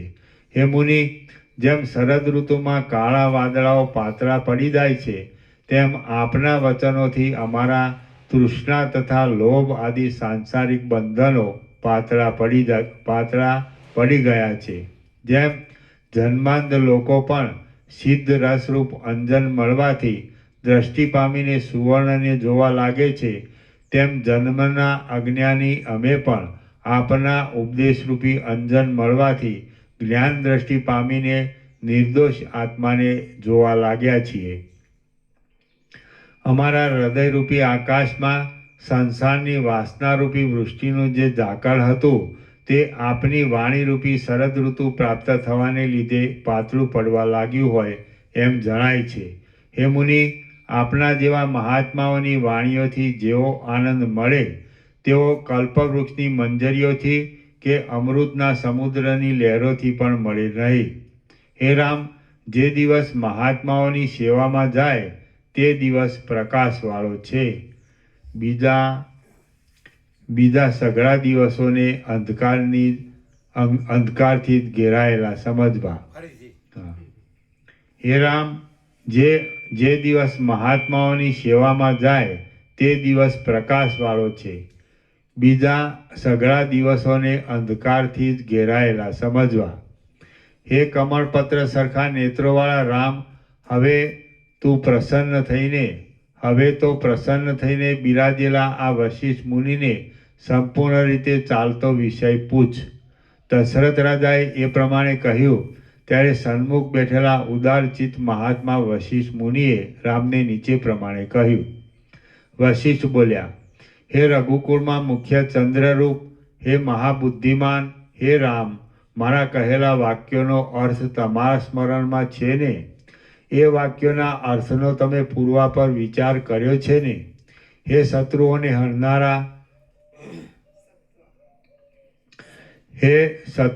હરનારા સત્વ આદિ ગુણોના ભેદથી મેં જીવોની જે સર્વ પ્રકારની વિચિત્ર ઉત્પત્તિઓ કહી તેમના વિભાગોનું તમને સ્મરણ છે ને? બ્રહ્મનું સર્વ જગતરૂપપણું તથા સર્વ જગતથી રહિતપણું મેં જે તમને કહ્યું છે તે તમારા સ્મરણમાં છે ને?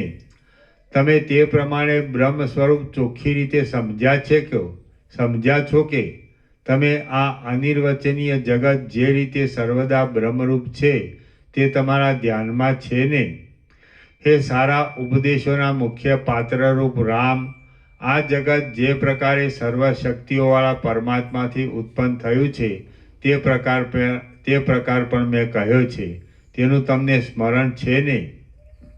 હે ઉત્તમ બુદ્ધિવાળા, અવિદ્યાનું વિસ્તીર્ણ રૂપ સંખ્યાથી અંત વગરનું છે, બ્રહ્મના એક દેશમાં રહેલું છે અને જ્ઞાનના બળથી નષ્ટ થઈ જાય એવું છે.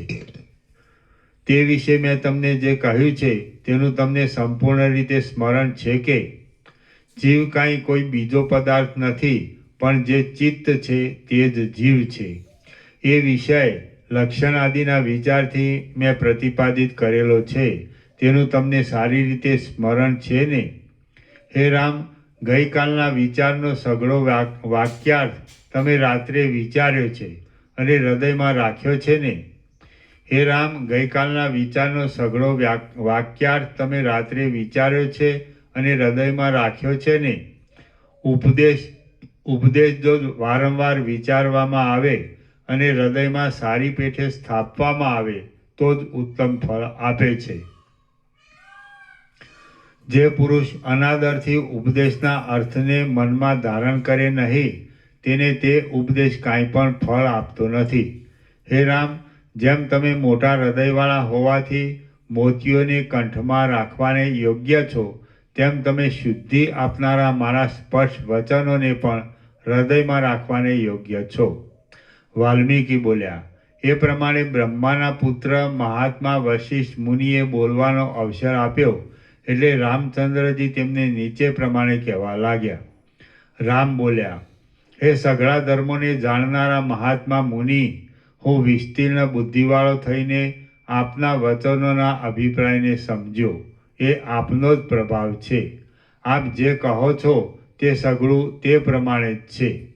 આપના કહેવામાં કાંઈ પણ ફેરફાર નથી. મેં નિદ્રાનો ત્યાગ કરીને આપના વાક્યોના અભિપ્રાયનું હૃદયમાં ચિંતન કર્યું છે. હે મહારાજ, ગઈકાલે આપ સૂર્યે સંસારરૂપી અંધકારનો નાશ કરવાને માટે વાણીરૂપી કિરણોનું જે મંડળ ફેલાવ્યું હતું તેથી બહુ આનંદ થયો છે. હે ઉદાર મનવાળા, રત્નના સમૂહની પેઠે અનુક્રમથી ગોઠવાયેલું અને તેથી અત્યંત પ્રિય લાગે એવું આપનું ગઈકાલનું સઘળું પવિત્ર ભાષણ મેં હૃદયમાં બરાબર રાખ્યું છે. આપનો ઉપદેશ પરિણામે સુખ આપનાર છે, મનને ગમે એવો છે, પવિત્ર છે અને વર્તમાન કાળમાં પણ આનંદના સાધનરૂપ છે. કયા પુરુષો તેને માથે ન ચડાવે? સિદ્ધ લોકો પણ આપના ઉપદેશને માથે ચડાવે છે.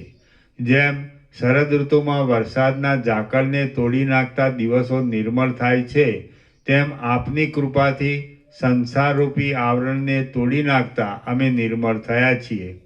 આપનો પવિત્ર ઉપદેશ શ્રવણના કાળમાં પણ મધુર આરંભવાળો છે. મધ્યકાળમાં એટલે મનનના તથા નિધિધ્યાસનના કાળમાં પણ શાંતિ આદિ સુખને વધારનારો છે અને અંતે પણ મોક્ષરૂપ ફળને આપનારો છે. આપના વચનરૂપી કલ્પવૃક્ષનું પુષ્પ વિકાસ પામેલું છે, સ્વચ્છ છે, કદી પણ કરમાય નહીં એવું છે અને સારા નરસા સર્વ લોકોને આનંદ આપે એવું છે. તે અમને સર્વદા ઉત્તમ ફળ આપજો. હે સઘળા શાસ્ત્રોના વિચારમાં વિચક્ષણ, હે સદાચારરૂપી પવિત્ર જળોના મુખ્ય સમુદ્રરૂપ, હે મોટા મોટા ઉત્તમ નિયમોને પાળનારા, હે વશિષ્ઠ મુનિ, હવે પાપોના સમૂહનો નાશ કરનારી ઉપદેશની વાણીને આપ અત્યંત ફેલાવો. કૌંસમાં ખૂબ ઉપદેશ કરવાનો આરંભ કરો. શ્રી યોગ વાસિષ્ઠ મહારામાયણમાં ઉપશમ પ્રકરણનો રાઘવ પ્રશ્ન નામનો સર્ગ ચોથો સમાપ્ત. ઓમ ઓમ ઓમ. પ્રસાદ આપી દો. પ્રસાદ આપો.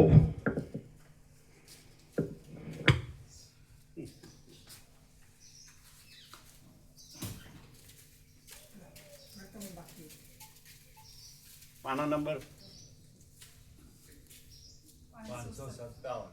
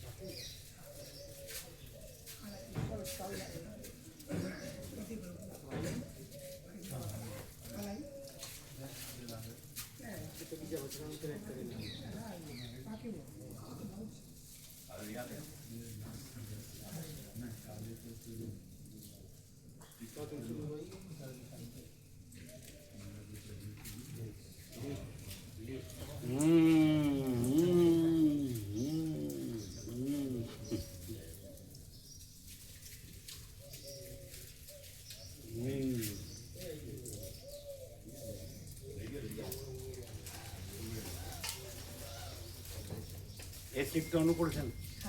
એમાં દુખાવો થાય એના સપોર્ટથી બહુ સારું રાહત રહે છે. એમ ને? નહીં તો આરામ કરવો હોય તો ઘરે જવાનું નહીં, અહીં સેવા કરવી પડે. ત્યાં સેવા ન કરવી પડે. સેવાથી જીવન સાર્થક છે. ત્યાં મરી જઈએ અહંકારમાં ને એમાં શું કામ? કપી જઈએ. બધું પરબ્રહ્મ, બધું જ પરબ્રહ્મ છે ને. અહીં સાક્ષાત છે. અહીં ને ત્યાં ક્યાં છે? બધું બધે.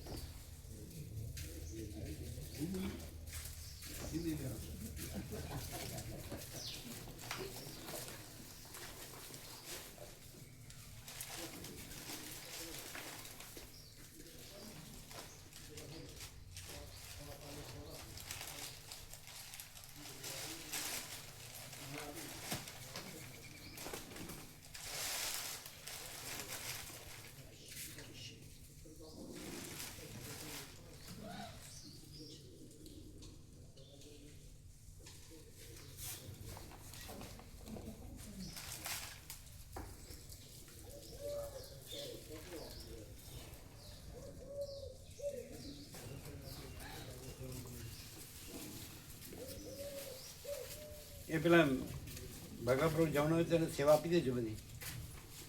કેમ ગયા એના માતાજી બોલાવો બોલાવો.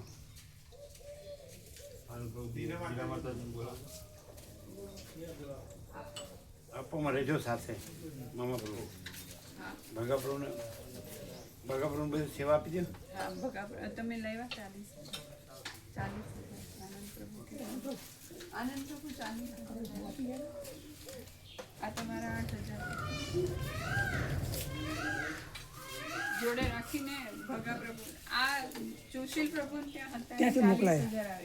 40 મોકલાયા. ગઈકાલે 44,000 આપ્યા. આ અશોક પ્રભુ લીંબોદરા એટલે એમાં બીજી જે થોડી છે યાત્રાની એ ઉમેરી રાઉન્ડ ફિગર કરી અને અમને આપી નામ સાથે ભગા પ્રભુ. અને અને સૂર્યકાંત પ્રભુના આવ્યા એટલે કેટલા આવી ગયા? હા તો 1150 એમને આપીશું અને સૂર્યકાંત પ્રભુના ઉમેરીશું તો 50. 12 પૂરા થશે એમને આપવાના. 12 પૂરા થશે 12 લાખ. આપવાના હા એટલે સહી લઈ લેજો. હા ચોક્કસ. અત્યારે જ આપી દો. અમને અત્યારે નીકળવાનું છે ને? હમણાં નીકળવાના છે. અત્યારે આપી દો.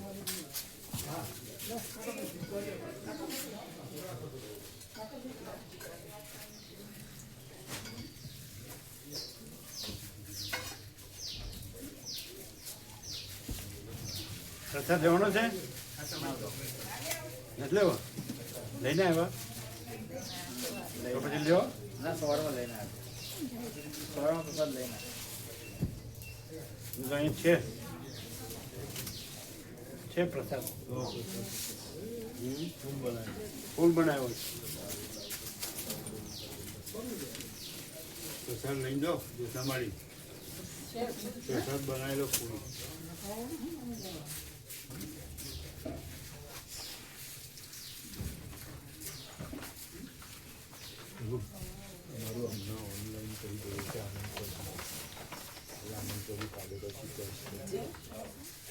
બરાબર. વાત થઈ ગઈ? હા વાત થઈ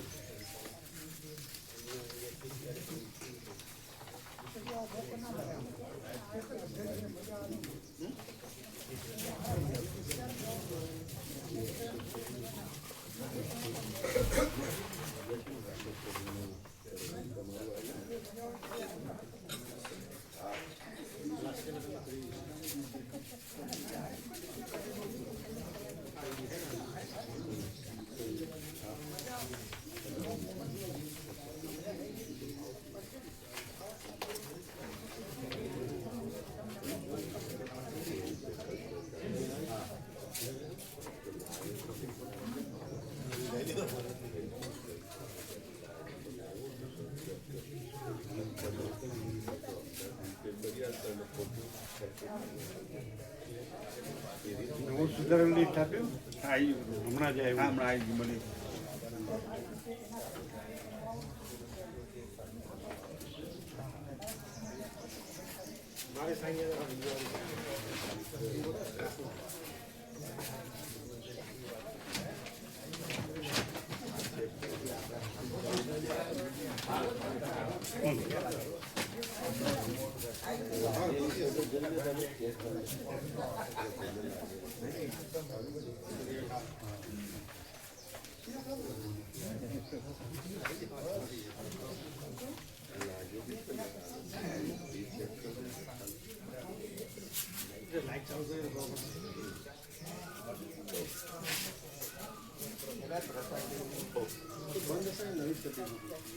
ના જોઈ લઈએ.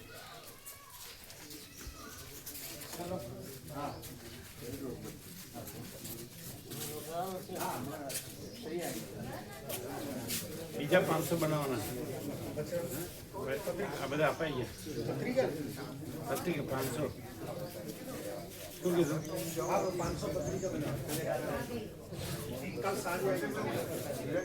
કાલે બાજુમાં એક માડી સોન થઈ ગયા હતા એટલે નહોતો ભાઈ. હા કીધું. મારે બિલકુલ બાજુમાં ધનજી પ્રભુએ કીધું. એ વાત કરી મને અવસ્થા હતી? પ્રભુ યાદ કરે. હા અવસ્થા હતી કેટલી? 80 આસપાસ હશે 80. અને મારા પૌત્રના એનો પુત્ર સાધુ થાય. આનંદ ખબર પડી. હવે બેસતા વર્ષના દિવસથી રક્ષા ગામમાં જમણવાર છે આપણો. 100-150 એ દિવસે માણસો નહીં આવે. બેસતા વર્ષના કોને ત્યાં છે? આખા અમારો જે સમાજ કરું તો અગ્નિ સમાજ એમાં દર વર્ષે રાખતા હોઈએ. આ વખત જે મહિલા મંડળ છે એ લોકોના તરફ એટલે એ દિવસે ગામનું બહુ ઓછું દિવાળી ઉપર તો આપશે. દિવાળી પર એ હું બધાને ઘેર ઘેર પૂરું છું. ઘેર ઘેર જઈ ગઈ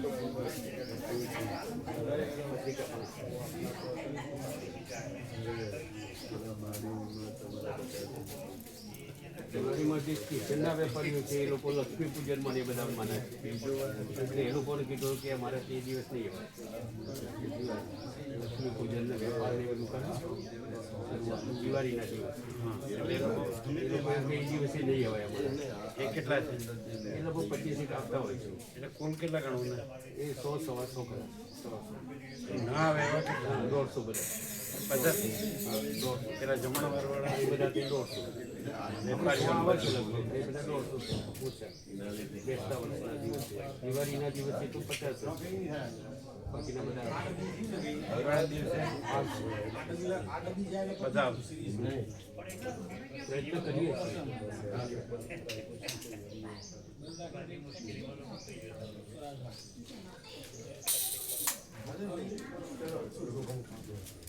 કાર્ડ લઈએ. આ તો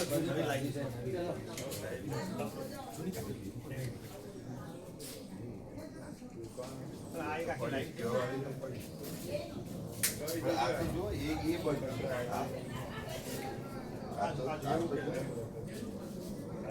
ઠીક છે વિવેક હા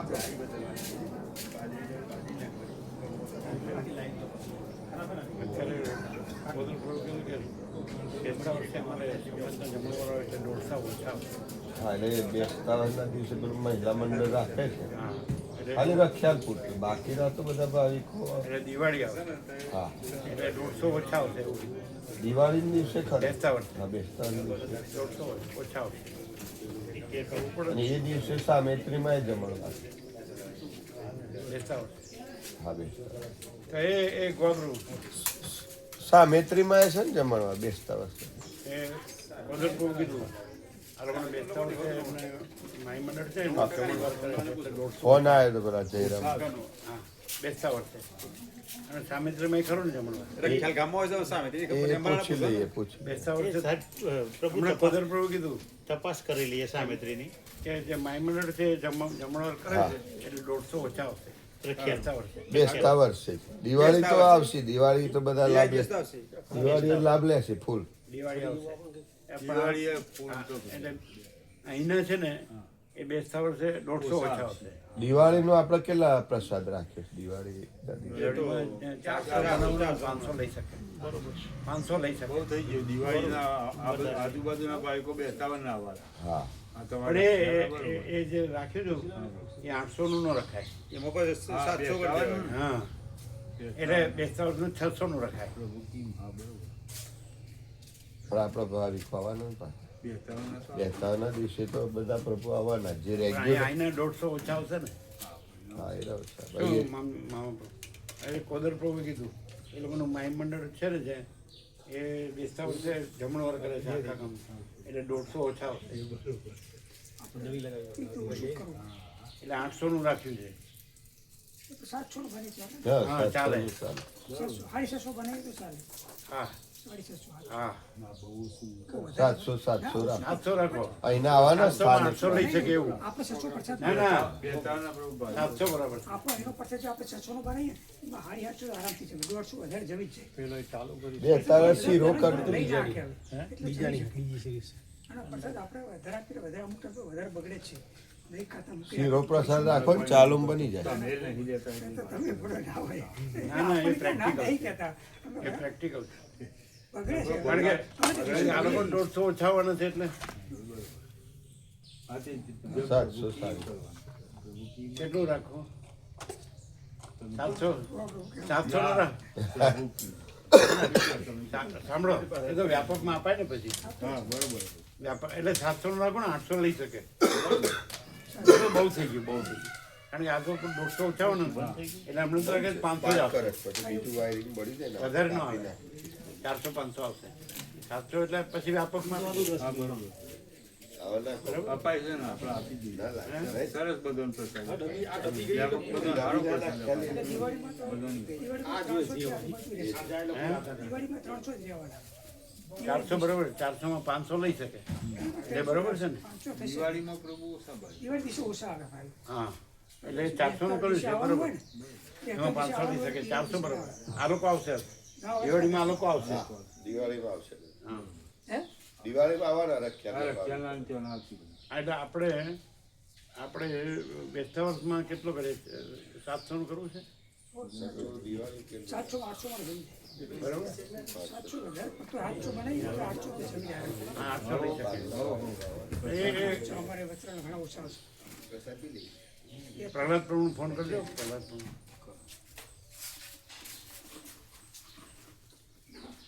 એટલે રસોઈયા પ્રભુ સાથે વાત કરી લે ને હા બરોબર કારણ કે સીધું સામાન કાલે કદાચ લેવા જવાનું હે કાલે સીધું લેવા જવાનું હા એટલે આજે કહી દે ને કીધું 100 નું વસ્તુ લાવતો હોય ચાલે એમાં તો વપરાય એટલું પાછળથી લેવા ના જવું પડે ના લેવા તો કોઈ દાળ જવું પડી ના વધારે જોઈએ છે હંમેશા હંમેશા વધારે જોઈએ વધારે જ. અને પછી વ્યાપકમાં આપવામાં આવે છે આવે બહાર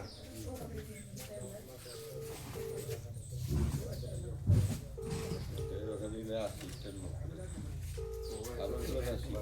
સારી રસોઈ પ્રહલાદ પ્રભુને આપો પ્રહલાદ પ્રભુને આપો. સ્નાન કરવા બેઠા છે. સારું તો સ્નાન થઈ જાય એટલે ફોન કરવાનું કહેજો. આનંદ પ્રભુ. હા ઓમ ઓમ ઓમ. એને એમ કહેવાનું છે કે આ માઈ મંડળ આખા ગામને જમણે છે બેસતા વર્ષે એટલે 150 ઓછા આવશે હા એમ કહેવાનું હા એટલે બેસતા વર્ષે જે આપણે 800નું રાખ્યું છે એમને 700નું રાખવાનું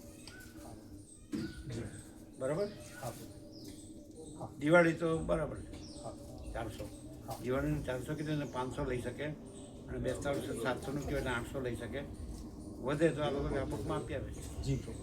700 800નું કીધું એટલે 700 અને 800 લઈ શકે એટલે રસોઈયા પ્રભુથી કોન્ટેક્ટ કરે કાલે લેવા જવાનું સીધું સામાન હા રસોઈયા પ્રભુથી 700નું લખાવો હા અને એ પ્રમાણે લાવવાનું જી પ્રભુ.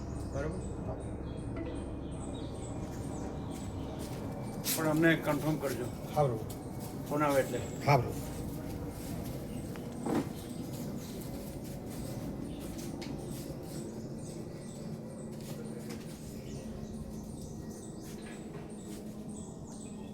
અરુણ પ્રભુ મલિક પ્રભુ આવી ગયા છે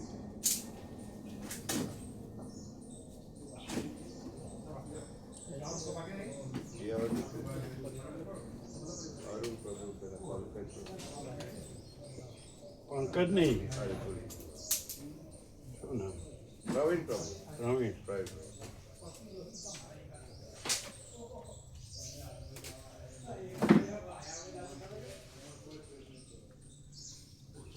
જેનો પ્રસાદ બાકી હોય લઈ લેજો લઈએ પ્રભુ. એ તમે લોકો પ્રસાદ લો લાવો આવો આવો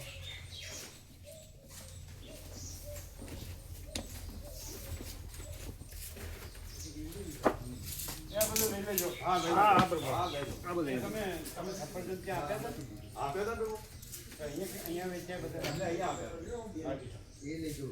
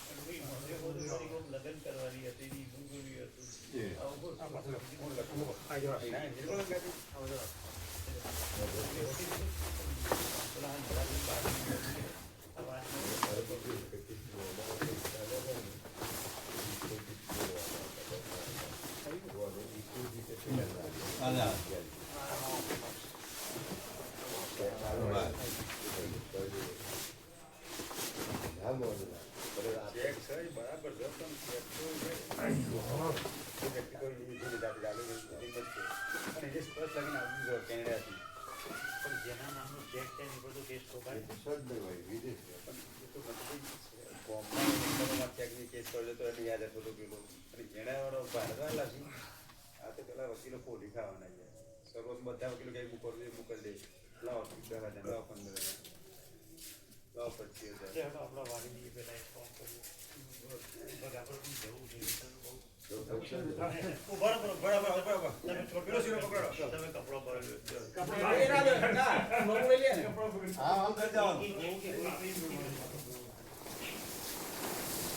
માટી છે પણ હવારે કોઈ સાફ કરી દઈએ છે ને ઝાડુ મારી દેવા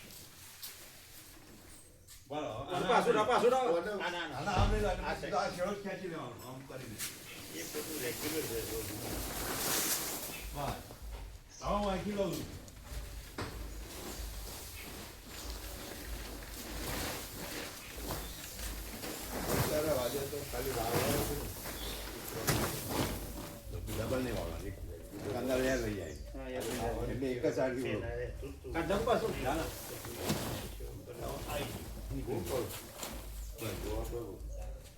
આમ ખાલી વાળી દઈએ તો રેગ્યુલર પાછી ઉપર વાળી દઈએ હું કેમ એટલે કૂતરા બગર હા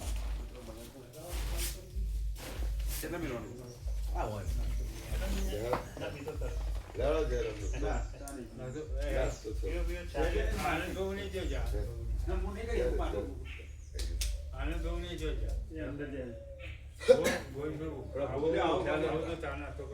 હા બોલાવો પેલા દિવસે અમારે 4 વાગે